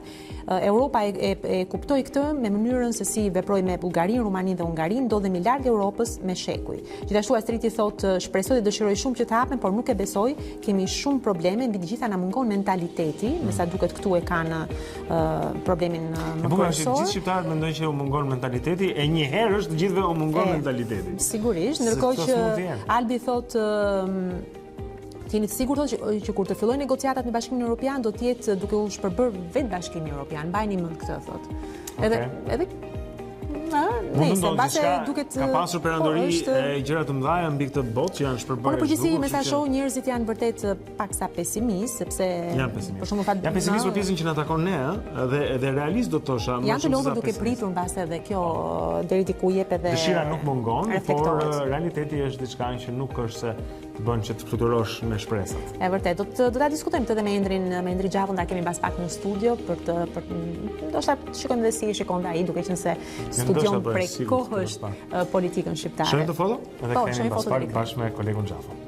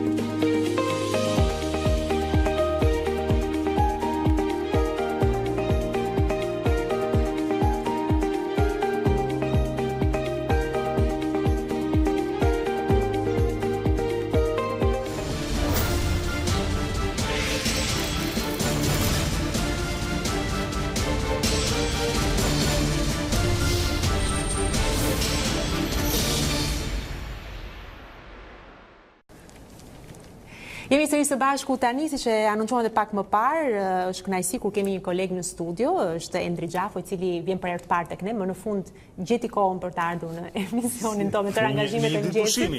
Në një ditë pushimi, se kur është ditë pushimi, do të thotë që është më normal, sepse është familjar. Mirëmëngjes. Unë kam pasur vetë kur bëja emisionin e mëngjesit diku në televizion tjetër. Kisha plot njerëz që i kisha shumë për zemër, besoj edhe ju më keni për zemër apo jo. Unë nuk kam mirë, por nuk e di për juve, të cilët nuk vinin dot se thonin Endri kemi këto. Kështu që për shpjeguar për ndoshta për teleshikuesit, kam pasur gjithmonë dëshirë që ditën e parë që ju keni hapur emisionin, të jem me ju, e kam konsideruar një, le të themi, vlerë të shtuar për televizionin, një zgjuarsi në zgjedhjen dhe bërjen tuaj çift televiziv në këtë lloj programi për arsye nga më të ndryshmet. Dhe kjo ka qenë thjesht pamundësia për shkak se Endri ngrihet në orën 6:30 të mëngjesit dhe bën taksigjin në shtëpisë me qëra fjala edhe 100. Sepse unë kam ardhur në orën 7:30 këtu për të qenë domethënë gati për paskem për t'ju parë të gjitha dhe dëgjova që ti e urove, kështu që edhe njëri që sa vjeç bëre 40 fiks. 40 po mos e festo. Jo, nuk e festo. Po. Se mbas një video Së do të që në Amerikë, thjesht nuk e dim që 40 nuk festohet, do të jetë traditë europiane. E flasim pak për programin tjetër, pra, i ftuari me Endri Gjafon. Është momenti yt pra përballë njerëzve atje ku ti përpiqesh që të nxjerrësh prej tyre atë informacion që ti do. Trego pak se si ka shkuar deri tani dhe çfarë ti ke përfituar nga kjo situata politike e këtyre muajve të fundit që ka qenë domosdoshmërisht ka shkuar relativisht mirë, ka një ngërç nga disa persona, ngërç idiot, do ta quaja, pa e kuptuar, pa arsye, për të mos ardhur, për të bojkotuar, ka dita shamirësi dhe doja të falenderoj gjithë personat që kanë ardhur, që nga presidenti Meta, ish kryeministri Berisha, kryeministri Ramush Haradinaj, kryetari i Kuvendit Kadri Veseli, Talat Xhaferi, e të tjerë. Figura të rëndësishme, pra po themi. Figura të rëndësishme, por sigurisht qëllimi i një programi të tillë i ftuar nuk është vetëm të marrësh dikë që ka një pozitë, por të marrësh dikë që është mjaft interesant dhe unë besoj se kanë qenë për mua të paktën që i kam intervistuar, shumë interesant. Arkipeshbi i Arkidioqezës Metropolitane Tiranë-Durrës, George Frendo, në një moment përpara se në Vatikan të bëja mbledhja e famshme për pedofilin, ndërkohë që kisha reklamon universalitetin e saj, pra probleme që ndodhin në Shtetet e Bashkuara, fjala bie apo ku diu tjetër në Europë, janë gjëra që prekin ose duhet prekin edhe kishën shqiptare. Ka qenë një intervistë shumë e mirë me një njeri që unë e vlerësoj, siç është akademik profesor Ertan Fuga. Kështu që dua të them që në të tillë intervista, one-to-one interview, domethënë intervista tek e tek, nuk është se ka të bëjë shumë pozicioni, ka të bëjë ajo që personi ka çfarë të thotë, dhe mund ta mbaj një intervistë 45 minuta. Kjo është gjithë historia. Dili pak tek intervista e djeshme apo jo? Ishte Michael Granov, po. Pastaj jo shumë i rrahur emri për teleshikuesit, ndoshta për ata që mbase nuk janë shumë njohës. Michael Granovi, unë kam përshtypjen e thashë në fillim programit faqet ndërpres. Jo, doja të dija vërtet diçka më shumë rreth tij. Michael Granovi është dikush që ti ka plot njerëz që thon Michael Granovi, po ku e kam dëgjuar unë këtë?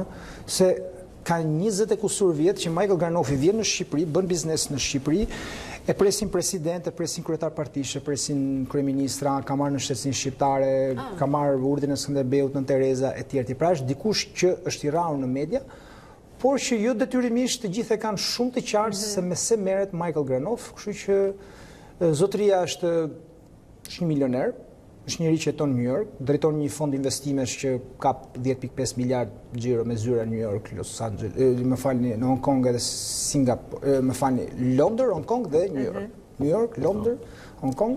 Dhe lidhja ti me Shqipërinë është sa i ka qenë kryetar bordi i Fondit Shqiptar Amerikan Ndërmarrjeve, i cili është mbyllur me vendim Kongresit Amerikan, me një ligj Kongresit Amerikan, blendi që ka jetuar në Shtetet e Bashkuara dhe që është edhe në Shtetet Amerikan.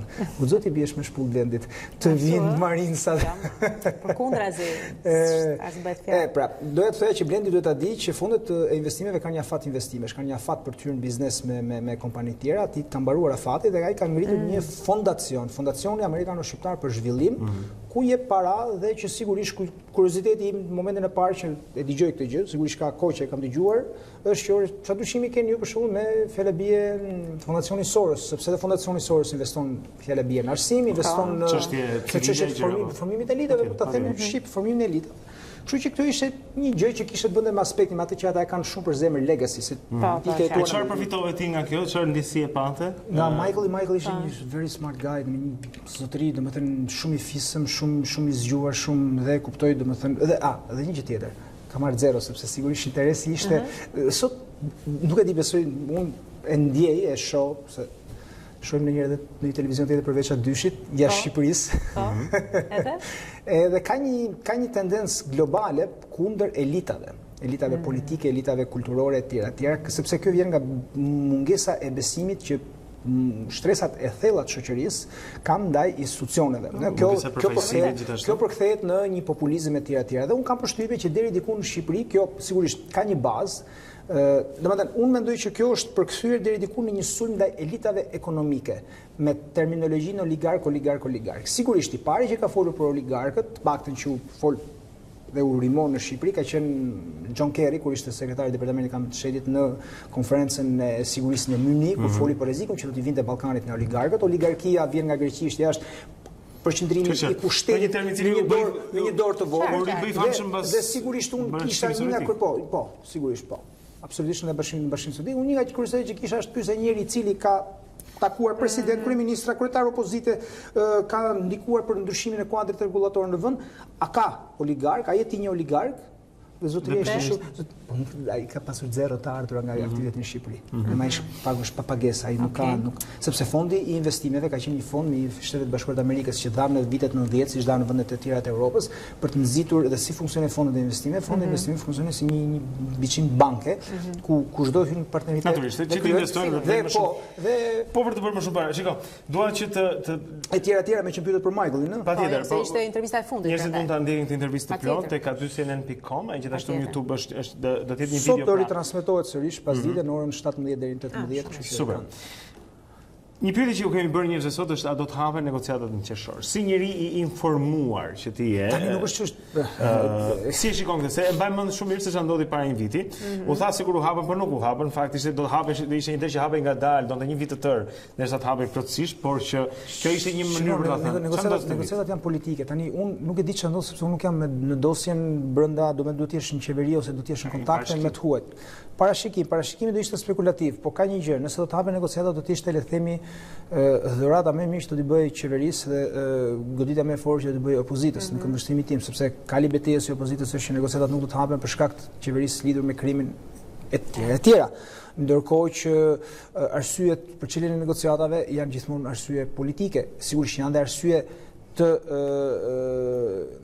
le të themi përputhshmërisë apo konvergjencës politiko-ekonomike të një vendi, sepse por negociatat e di çfarë do të thuash, që nuk është hapi, është thjesht të fillojmë të negociojmë, do të flasim. Do të qip ku hedhin gjëra dhe i trazojnë në errësirë, ne e dim, për shembull vjet u thanë ca gjëra. Pra, duhej më shumë në luftën kundra krimit. Ka kaluar një vit, ishin ca piketa, ishin ca detyra, edhe ne mund të shikojmë a u zbatuan këto, janë domethënë sa banda është për bërë. Reforma drejtësi, shiko, banda ke, se për shembull deri para ca kohësh për bajrat e Shkodrës nuk fliste njëri, për avdylet e natyrisht. Po sigurisht të gjitha zotrinje, që mos biem në gabimin që bën politika, përfitojnë nga prezumimi i pafajësisë deri në vendimin deri në vendimin e formës për një gjykate ata janë pafajshëm. Por politika është perceptim. Thën kjo, duke ja thënë një tuaj që shikon kam arrestuar këta. Pra, shohin diçka. Dhe mos harroni edhe një gjë, reforma në drejtësi që ishte një investim amerikano-europian, le ta quajmë, derisa t'japi në një rezultat konkret kur ta japi, në letra është e bërë, institucionet janë ngritur, prokurori i përgjithshëm gara ka filluar. Amerikanët duken të kënaqur në deklaratat e tyre. Ajo që është duke më të pakënaqur është thyrja e rregullave të lojës, domethënë ndalja nga sistemi e tjera. Kështu që për t'ju përgjigjur edhe një herë pyetjes së që mos ta humbas fillin, se përpiqem edhe unë që të ftuarit e mi kur janë mos ta humbasin fillin nga pyetja fillestare, është që kjo çelja e negociatave do të jetë një vendim shumë i pastër politik që mbetet për tu parë. Mendon që po e përdor këtë argument politika shqiptare, pra nëse nuk hapen në negociatat aty që shkon në ujë në mullirin e PD-s ose të opozitës, e njëjta gjë. Ka vite. Domethënë negociatat. Ndoshta shqiptarët janë të lodhur dhe me këtë fakt, si mendon? Shqiptarët nuk e dinë nëse janë të lodhur shqiptarëve. Po sepse kam përshtypjen që Europa u filloi, shqiptarëve u filloi dhe u mbaroi Europa tek vizat. Mirë, sigurisht po, deri aty të keq. Dhe fermerët shqiptarë nuk e dinë që ndoshta do të vuajnë një çik, po qëse do hyjnë në ditë në Bashkimin Evropian sepse ku di unë. Po do të jetë rregulla loje, sigurisht. Ja të jap një shembull shumë teknik që kam mësuar rastësisht, domethënë duke ndjetur me njerëz zanatit, që niveli i aflatoksinës në qumësh të jetë në normat e Bashkimit Evropian, duhet që niveli i lagështirës atje ku han lopët të jetë më i ulët të tjera, sepse aflatoksina është thjesht krijohet nga një myk. Janë ca gjëra mi tregonin kaq teknike, kupton domethënë që nuk është Bashkimi Evropian, hajde të hyjmë domethënë, po për fat të mirë deri sot ne kemi parë Bashkimin Evropian, na kanë dhënë ca lek dhe kemi marrë vizat që është ndoshta fitoria më e madhe në aspektin e të ndjerit të lirë, të ndjerit është impakti më i menjëhershëm. Se ti sot do të ikësh ke një ku diun, Blendi do të festoj datëlindjen, merr bashkëshorten, djalin edhe ikin dhe shkojnë sot për sot diku.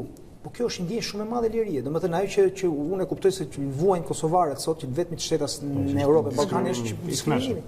Kështu që çelja e negociatave është diçka shumë politike, mbetet për të parë. Më thon dhe nuk dua të bëj Kassandrën, më thon që ndoshta si vjet do të hapen. Ndoshta, për arsye jo shqiptare, jo se ne jemi gati, jo se duan Edi Ramën më shumë se Lulzim Bashën e tjera, por për shkak të konfliktit rajonale dhe gjeopolitike. Më korrigjon ndoshta jam gabim, por ata do të shikonin edhe diçka. Situata që është krijuar këtu tek ne është një situatë për cilën mbas kaq kohësh nuk ka pasur akoma një deklaratë, po them për shembull amerikanët kanë thënë djegja e mandateve e papranueshme. Po nuk e pasur një deklaratë pro opozitës që thotë djegja e mandateve veprimi i pranueshëm, veprimi i drejtë, asnjë nuk e thotë këtë gjë. Nëse nuk do të hapeshin negociatat. Mirë, po mos harroni Facilitimi i situatës apo negociatave nuk është vetëm në qeveri, do të kalojnë në parlament. Imagjinoni parlamentin hollandez se çfarë mund ndodhë. Natyrisht, por a bëhet një llogari se çfarë mund ndodhte në Shqipëri në rastin e moshapjes së negociatave. Se si do të interpretohej ky dhe çfarë do të ndikonte në gjendjen e vendit në të them unë, Edi Rama i pari do thoshte faji opozitës e cila prish imazhin e vendit etj etj. Dhe opozita do të dihet. Opozita po e dim se çfarë po thotë. Kështu që do t'ja parë të ishin fare njëra tjetrës sikur se kanë bërë për gjithë këto vite. Në këtë periudhë krize si e shikon, duke qenë se ti edhe ke intervistuar rolin e presidentit Meta, pati dje një takim me krerët e partive të vogla, si e shikon? Mendon që mund të ishte ai një faktor për të zgjidhur këtë situatë, ka luajtur mirë kartat e tij si president gjithmonë dhe i paanshëm? Po shiko, pozicioni i presidentit Meta nuk është shumë komod. Të kesh bashkëshorte, pavarësisht marrëdhënieve që ata kanë që thonë se i kanë intervistuar të dy dhe të dy thonë që mua nuk bën shumë sens. Zonja, po s'bën sens. Ata shikoj, nuk është se do të ishin çifti parë që do dëgjoja ose që do njihja që nuk përfshihen profesionalisht në jetën e njëri tjetrit. Ti do thuash që ata kanë pasur një jetë profesionale se kanë qenë të dy politikanë, janë politikanë dhe presidenti ka qenë kryetari i partisë në parti, kështu që megjithatë zonja Premadi për shembull ka thënë që presidenti Meta ka qenë kundër djegjes mandateve, shqyrë që ishte jashtë shtetit tani i dogjëm. Domethënë, kështu që pozicioni i tij është pozicion i vështirë. Domethënë që të kuptosh se sa i vështirë është pozicioni i dikujt tjetër, mendoj se duhet vesh veten tënde në vendin e tij dhe të thuash po ç'do të bëja po të isha në pozicionin e tij dhe unë mendoj që pozicion, domethënë Ilir Meta ka disa gjëra. Unë s'kam në simpati as antipati për askën në politikë. Kam shok për situatën flas. Çështja është që pikërisht çdo gjëra që ne sapo tham, që ka qenë kryetari i partisë në cilën ka bashkëshorten tani dhe është në vjen e parë të protestës të opozitarizmit, edhe të qenit president, marrëdhëniet që kam me ndërkombëtarët, fakti që ndërkombëtarët gjithmonë kanë vlerësuar pozicionin e presidentit, kushdo ka qenë president, ndaç Damir Topi, ndaç Bujani Shani, sot e kemi kryetar të Këshillit Kombëtar Partisë Demokratike, ndaç Ilir Meta, me vlerësoj figurën e institucionit e presidentit si figurë institucionale, se është një institucion, një individ, e ka pak të vështirë. Nuk e di, domethënë se në momentin që presidenti bën një veprim, që ndoshta edhe mund të ketë sens, për shembull, ose që lëvën për interpretim dhe në mungesën e gjykatës kushtetuese, s'ka kushtet interpretoj dhe kanë fjalën për refuzimin që i bëri 2 herë për kryeministrin për ministra, për arsye nga më të ndryshme. Kështu që menjëherë në momentin që bën diçka që i duket që ai mendon se është i qëndron, domethënë ka bazë ajo që ai bën, ngrihen thonë ja kryetari de facto i LSI-së etj. Kështu që nuk është, nuk besoj se Ilir Meta është nga ata. Ka edhe një gjë në rastin konkret, nëse do të thrasë apo do të tryezën, nëse do të pranojnë, se ti mund ta thrasësh tryezën, po atë vjen apo s'vjen pala tjetër. Mirë, sigurisht, ajo pastaj për të parë, por që ngelen nismat e këto ditë janë shumë interesante për të parë, sepse ka dhe një gjë që edhe këtë dua ta them, se shoh që minutë po vjen fundi. Po më rim. Rim, nuk ka problem, dakor. Do të japim do shkëmbejmë orarin. E fundit që do të thoya është që është pak e vështirë për Partinë Demokratike mos pjesëmarrja në zgjedhje, sepse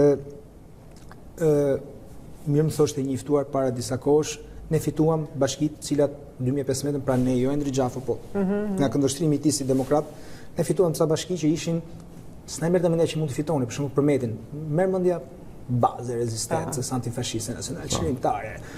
Gjithmonë të kuq, jo me konotacionin e keq, por me faktin që me të majtën. Kryetari i Bashkisë së Partisë Demokratike Mallakastra, kryetari i Bashkisë së Partisë Demokratike Pogradeci, kryetari Devolli, Kavaja mbas kaq kohësh, Sasakja, cilin e kam takuar dhe një personalisht është vëlla gazetare etj, vëlla i Artasakës, një çun shumë i mirë në pamje të parë kur e një Isa sa ka vajti mori Kavani tani ti thuash ti s'do kandidosh. Se ne kemi marrë vendin në fund fare për ta mbyllur, vetëm një edhe sa më shkurt jetë mundur, se ne si gazetar, ne si pashojmë rojtar të lajmit edhe të kësaj dhe media ka një detyrë.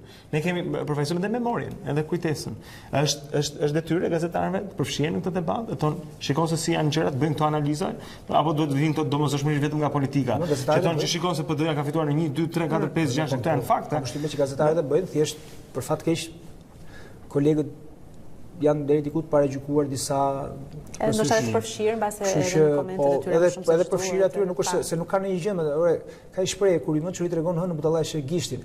Kështu që ne kemi pse shohim përse e tha Blendi Sala apo Endri Gjafo këtë gjë se çka ka dashmetënore fakti që ndron apo ç'ndron. Fakti që ndron eksaktësisht. Pavarësisht ç'a mund ta motivojë Endri apo Blendi kur. Detyrë që ti të bësh prezente këto fakte, mos i lësh gjërat në harres. Dhe kolegët e bëjnë, nuk është se abuzohet nga politika me harresën e njerëzve, sikur gjërat filluan dje dhe s'ka memorie. Gjithsesi.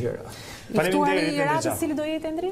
Apo shpejt akoma për ta thënë? Jo, e kam mbyllur, po e kam mbyllur, mund ta them sepse personi më tha se ku i mbyll të ftuarit ti para.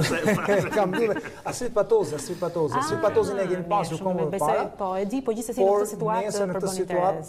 Kur kemi dhe një nga Komisioni Qendror i Zgjedhjeve që ka regjistruar përpara se partia ishte regjistruar në gjykatë, ndërkohë që depozituar dosjet ishin. Domethënë është një histori me gjallë e vogël këtu që mund të hetosh. Që nesër do kemi mundësi me Asit Patozin. Ishte kënaqësi që dhe nuk e di kur do shohim kalendarin e festave zyrtare vi prap.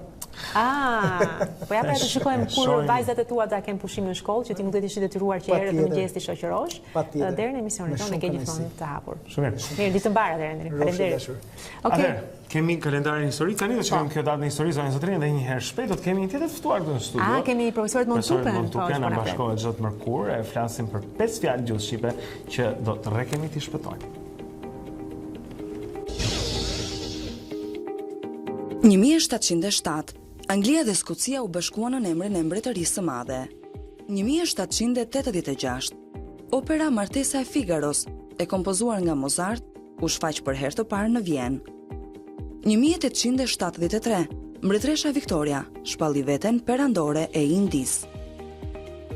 1886, punëtorët nga e gjithë Amerika shpallën grevën e përgjithshme ku kërkonin 8 orë punë në ditë. Kjo grevë kulmoi në Chicago dhe që nga ajo ditë, 1 maj është shpallur dita ndërkombëtare e punëtorëve.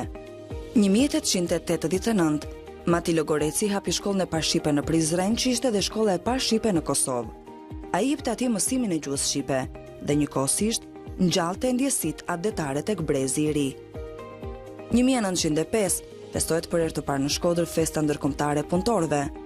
Në kushtet e Shqipërisë së roboruar në vitet që pasuan, 1 maj shërbeu jo vetëm si dita e punëtorëve, por edhe për ngritjen e ndërgjegjes kombëtare dhe luftës për çlirimin nga zgjedhja e huaj. 1913 emëtohet pulla e parë shqiptare.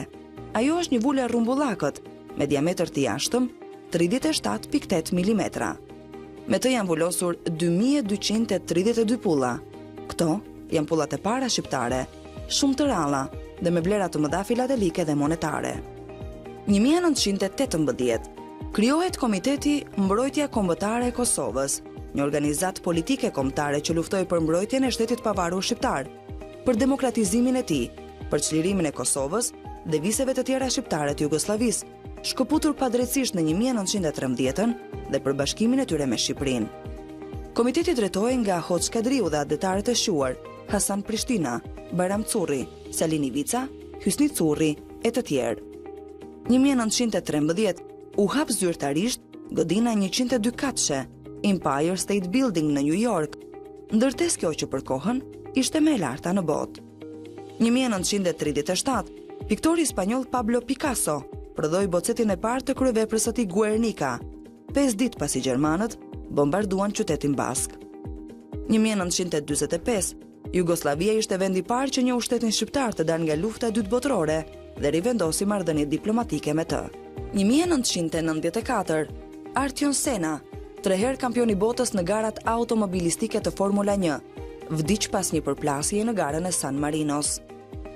1999, u gjend në malin Everest trupi alpinistit anglez George Milori, zhdukur 75 vjet më parë gjatë një ekspedite alpinistike.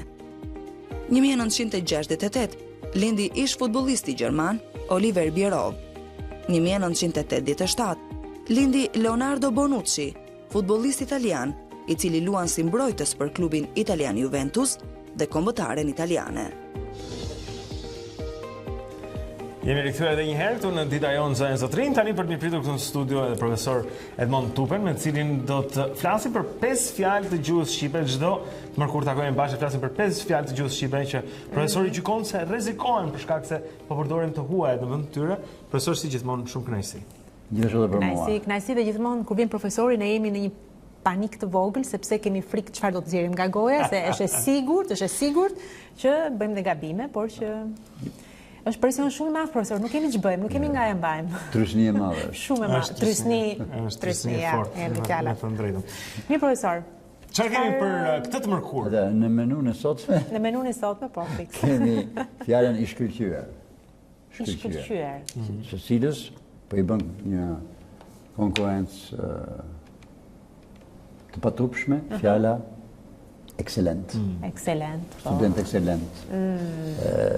Student excellensës. Po, student excellensës.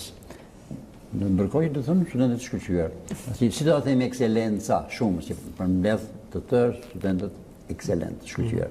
Do të themi studentët e shkëlqyer, siç themi tifozët, në vend të themi tifozeria, që e marrim në italian, fjala anege, po mund të themi gjua shqipe vetë në strukturët e saj të mirëfillta, praktikon këtë shumësi si emër përmbledhës. Thot rinia ose të rinjt. Duke ndikur të model, mund të themi në vend të themi ekscelent, themi studentët e shkëlqyer. Ndërkohë që në përdorimin njëjës të fjalës, pra ekscelenca e tij, ne themi shkëlqësia. Shkëlqësia e tij, e kemi shkëlqësia e tij. Që dua të them që me këtë fjalën ekscelenca ne jemi marrë më herët, e kemi parë, kemi fjalët tona, pra që Çu është gjithmonë është kur ekscelenca juaj. Jo, asnjëherë. Shkëlqësia juaj. Shkëlqësia juaj, po. Kështu që fjala dhe e bukur është, profesor, që fjala e shkëlqyeshëm nuk përdoret tani nga studentët e shkëlqyeshëm. Dhe këtu ka të bëjë me arsimin, sepse edhe titulli ekselent që u është dhënë atyre, kam përshtypjen që vjen nga strukturat arsimore, kështu që vetë përzierja ka qenë vjen, unë di që ka ardhur. Po. Unë di që ka ardhur. Tu ka një problem.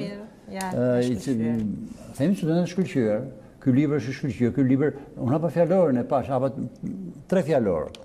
Hapa fjalorin e Vedat Kokonës, frëngjë shqip, e thot i përsosur, thot i shkëlqyer dhe i përsosur. Hapa fjalorin e Ferdinand Lekës dhe Zef Simonit, italisht shqip, e njëjta gjë.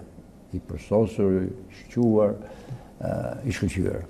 Dhe hapa fjalorin e Pavliceskus, anglisht shqip, dhe e njëjta gjë ishte atje. Shkëlqyer ekziston. Kështu që nuk mund ta përzem nga fjalor dhe nga sidomos nga përdorimi i përditshëm një fjalë që është shqipe, shkëlqim, shkëlqej.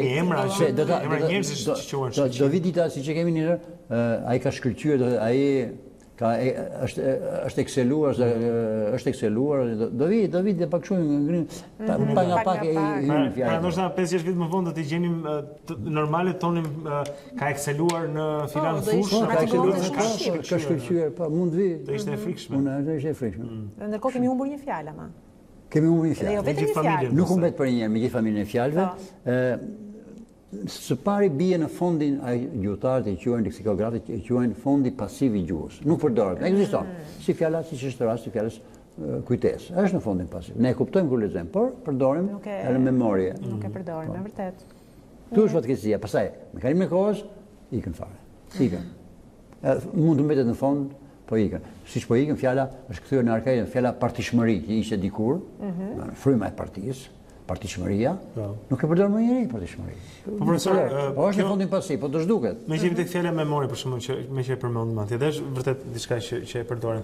Kjo duket sikur për ta përdorur ty të përforcohet tendenca për shkak se ti lexon edhe në gjuhë tuaja. Ti lexon vazhdimisht në anglisht, memory dhe pastaj thua memorie. Si ja bëjmë? Si ja bëjmë sepse e dim, ja kemi fjalën tonë, kujtesë, po si ja bëjmë që ta ndalim këtë? Ato duhet nuk po shkoj deri te familja, por në shkollë po, që në klasë të parë. Sepse nuk ka për shembull një botim mbi fjalët e rrezikuara, le të themi, apo një nismë që shkon pak më përtej se kjo që kemi nisur ne së bashku këtu, që okay, këto janë fjalët që rrezikohen. Pra le ti mbledhim, le ti studiojmë, le ti përdorim, le ti rivëm në përdorim. Do bëjmë pak fiskulturë këtyre fjalëve, nëse janë atje në pasivitetin e. Se përdorimi e mban gjallë, një muskull atrofizohet, mpihet, atrofizohet mjekësor, por deri nga funksioni ku nuk ushtron atë funksion. Pra shkolla ka detyrën apo jo kryesore? Shkolla është fenomeni i përbotshëm, por problemi është që nga memoria, duke marrë memorie, ata që e pranojnë këtë fjalë, pse jo, do vjen fjala memorizoj. Pra do të thotë që tani përdor. Gjithë familja, po, memorizoj. Ndërkohë që Ka plot mënyra për ta thënë memorizoj. Mbaj mend, thjesht fare, mbaj mend, regjistroj, e futan kokë, flasim, po, domethënë do ta mbaj mend, e kam në trudhësh, e ngulita, e fiksova. Ka mënyra në të folur.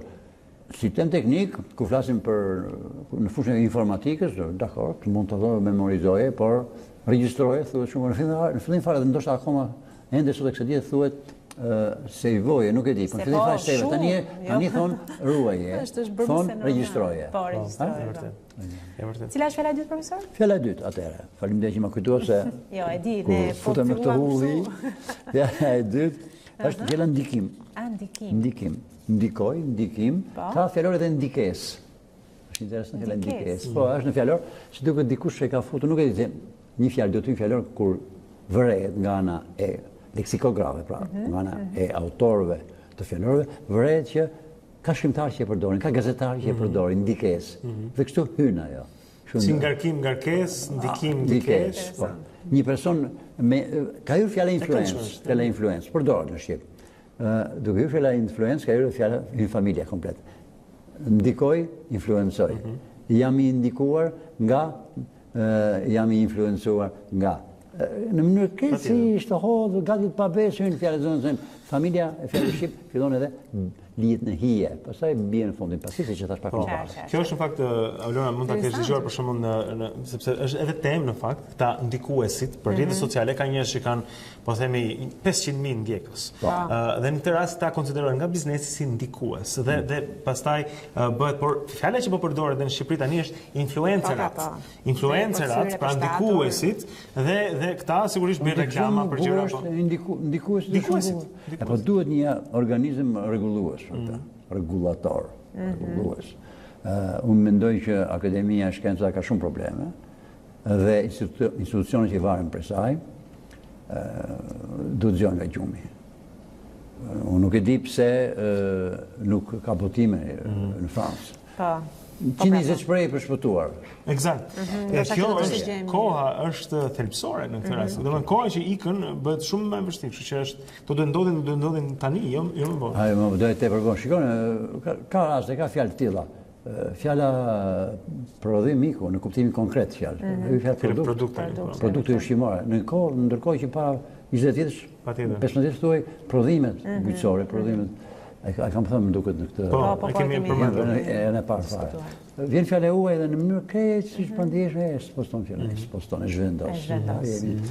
Mirë, kalojmë tek e treta. Tek e treta e vërteta sa për rim. Ndikimi s'ka mbaruar, sepse ka një ndikimi po zëvendësohet me fjalën impakt. Po, e vërtet. Impact, ndikim ose pasojë. Impact. Ka një impakt të fortë. Impaktoj ma ka zonë veshi, i impaktuar ma ka zonë veshi. E një të gjithë në frëngjishtë, ka hyrë impakti kështu, por ka hyrë. Punë është që mos zhduket kjo tjetra. Ma dje këtu gjutarët duhet, e shkrimtarët, një njeri me influencë, është shumë më bukur, më mirë të thuash një njeri me ndikim, se një njeri me ndikes. E teknologë me ndikes. Por kjo është duhet të bëjmë shkrimtarët, gazetarët, po duhet të shkruajnë një fjalë. Kështu hyri një, në vend të qëllimisht, apostafat, hyri fjala enkas. Ishte, por përdoj rrallë. Enkas u bëhe modës një forë. Dhe është në modë, enkas. Enkas përdorin, mund të këmbesher. Duhet ta kemi parasysh. Mund të këmbesher pasere me një sinonim, me një fjallë që ka të një kuptim. Kasten. Kasten, po. Nërgut dhe qëllimisht. Eksaktësisht. Në fjallorin, unë jam bashkautor, më fani për mungesën e modestisë, i një fjallori, i të parit fjallor, jo vetëm erotik, por sinonimik, kë nuk quhet publicitet, ku i ka plot sineme, jo është Shqipe shumë e pasur, por sidomos për një fjallë që nuk është zëvendësuar me tuaj.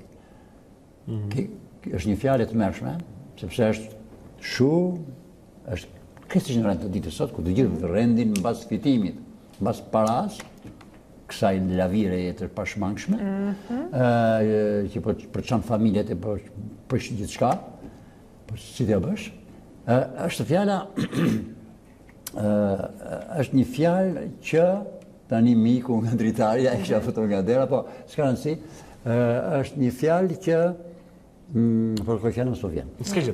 Po shkëm të fjallën. Do të gjej, do vi. Kemi shumë. Ka shumë për i thënë.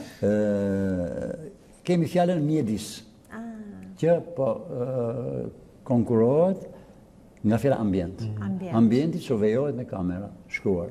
Në vend të themi, mjedisi mbikëqyret me kamera.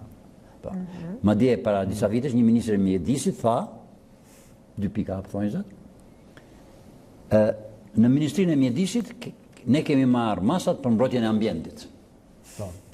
E përdorit të dyja fjalët në një fjali. Po, sepse ishte emër, emërtimi ishte emërtim.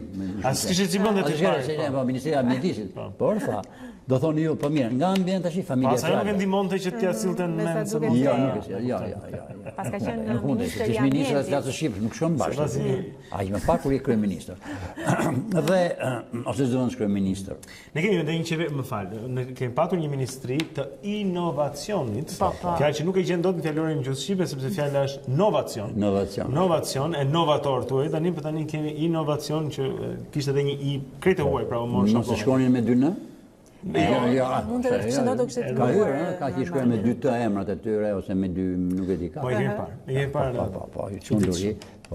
Dhe, pasaj është familja fjalëve. Tani flitet për ambientalistët. Po, shumë bukur më të mjedisorët. Kështu që, duhet të kishte instituti i gjuhësisë të partën, ose instituti si quhet i albanologjia, një sektor i propozimit fjalëve. Ato kanë futur fjalën fjalor, që është e vërteta, që janë shumë interesante. Por, po të gërmojmë theja, mund të gjejmë edhe sinonime. Të fjalës, mund të krijojmë këtë fjalë, si që thash, po mund të gjejmë sinonime. Duhet punë. Kështu që ikin këto fjalë, ikin dhe bien fundin pasiv, se po e përsëris, por që i duhet kambanës... E ka gazetarë të rinj që nëse do të donin, për shumë, do të duhet kishte një botim, që di thonë, po i këmbull kësaj, që do të kishte vërtet... Ndoshta një fjalor, me fjalët shumë, fjalë të huaja që kanë hyrë në përdorim për gjetur të barazvlefshën e tyre në Shqip, e fillojnë t'i përdorin, se shpesh dëshira mund t'jetë, por mungon dhe informacion, ai mundohet, pastaj dorëzohet dhe përdoret. Duhet një organizëm ku jenë një njeri të paktën që të ndjeki lajmet, ose bisedat e analistëve tanë. Do ketë pa fund punë. Pa fund do të ketë. Do avem vend në punë me këtë. Kemi një fjalë të fundit, profesor. Po, kemi një fjalë të fundit, kjo ishte fjala e kemi edhe 2, jemi te 4. Po, kemi fjalën foljen luhatem, por në vetën e tretë, sidomos kur është momenti i parashikimit të motit për sot dhe për nesër. Se ndoshta Tanja po të dëgjon tani me vëmendje. Atëherë, themi një ushtarak që jepte këtë më duket, këtë parashikimin e motit, e tha siç duhet. Të tjerë thonë gjithë, temperatura do variojnë nga me ulta kaj dhe nga me luhate. Folja varioj, ndoshta s'është fare në gjuhën shqipe. Unë varioj, ti varion, po. Është nga italishtja besoj. Po, edhe frëngjisja ka. Vjen nga varietet, nga ndryshmëria. Por fjala huaj hyn nga familja kësaj fjale tuaj, hyn një fjalë, po me një kuptim siç është fjala si varietet. Në fjalën e fushnarit të estradës të nuk e di. Një spektakël, një shfaqje larmishme, është një varietet. Kështu, por ose temperatura maksimale e temperatura minimale, kuptohet. Vetëm një rast kam dëgjuar temperatura më të larta dhe temperatura më të ulta. Por thot maksimale minimale. Në vend që të thuhet pra më të larta dhe më të ulta. Ta bëjmë shënim këtë do t'ja themi tani. Në vend të thuhet maksimale minimale, do themi më të ulta më. Eksakt. Siç themi majoren dhe minoren në vend që të themi i rritur apo i rritur ose i mitur. I mitur në këtë rast. Dhe fjala e fundit është fjala ndërhyrje. Ndërhyj. Dhe familja e saj, ndërhyrje, ndërhyrës, ndërhyrësi, nuk e di, ndërhyrësi, nuk e di. Ndërhyrësi, po, ai që ndërhyr. Në fjalor e kanë futur. Intervenoj. Pse do i futur intervenoj? Pse është fjala intervencionist ose po. Një fjalë gjatë e shëmtuar është intervencioni i madh kundër Rusisë, një vepër e gazetarëve amerikanë shekull, nuk e di në film mbas revolucionit të tetorit. Po bukur është edhe në atë rast fjala ndërhyrje do ta përkthente eksaktësisht siç thonë, nuk është domosdoshmë në kuptimin e plot. Ndërhyrja në Rusi. Sigurisht këta e vënë një shenjë në fjalor libr, domethënë është libreske. Fjala intervenoj. Nuk e di nga janë marrë, mos e kanë marrë nga kosovarët, ata e përdorin të intervenoj. Pse intervenimi, strategjike familja, intervenimi, intervenuesit, në të thosh ndërhyrësit, ndërhyrja, etj. Kështu që ka plot fjalë për të shkutuar. Jo, s'ka me frymarrje. Nga që flasim edhe pas herë pastaj. Duhet edhe ajri që i that këtu. Po ajri kondicionuar me sa duhet po. Edhe unë jam gjithmonë i ri kështu të rinj, në të rinjtë e vjetër jemi të brisht në këtë drejtim. Më falni. Mirë, këto ishin 5 fjalët që të servirura nga profesor Tupja, si do të servirura, të shërbyera. Të shërbyera. Na serviri një ashtu. Na shërbeu, pra të shërbyera, na shërbeu. Pa një të rrajnë servir. Si shërbim në volejbol, për shembull? Po, servisi, shërbim. Po, e drejtë. Servir vjen nga servus, që do të sklav. Sklav, e vërtet. Sklav. Në shërbimin tuaj, do jam i kashëm të shërbej. Sklever të gjuhës shqipe kemi qelluar. Sa duket po. Faleminderit profesor. Zot Mërkur. Mirënjohës gjithmonë. Shumë mirë. Dakor, jemi në fund të emisionit tonë, ishte gjithçka që kishim përgatitur për ju në këtë ditë të mërkurë, siç e pat kishim shpresoj tema interesante për ju që ndoshta pjesë më të madhe të ditës se keni patur pushim. Është ditë me shi, besoj të keni qëndruar nga ora 7 deri tani rreth orës 8:50 minuta, do të jetë mbas pak ditari me Alba Lishanin, gjithçka tjetër këtu na dy CNN, vazhdoni që ndroni në ekranin ton, ne do të jemi sërish së bashku nesër në orën 7. Edhe një shih.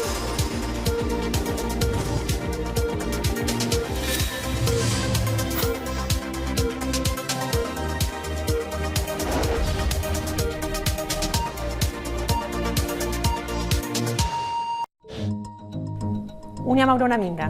Dhe unë jam Blendi Sale. Për të parë të gjitha videot e emisionit ton, klikoni subscribe. Regjistroni.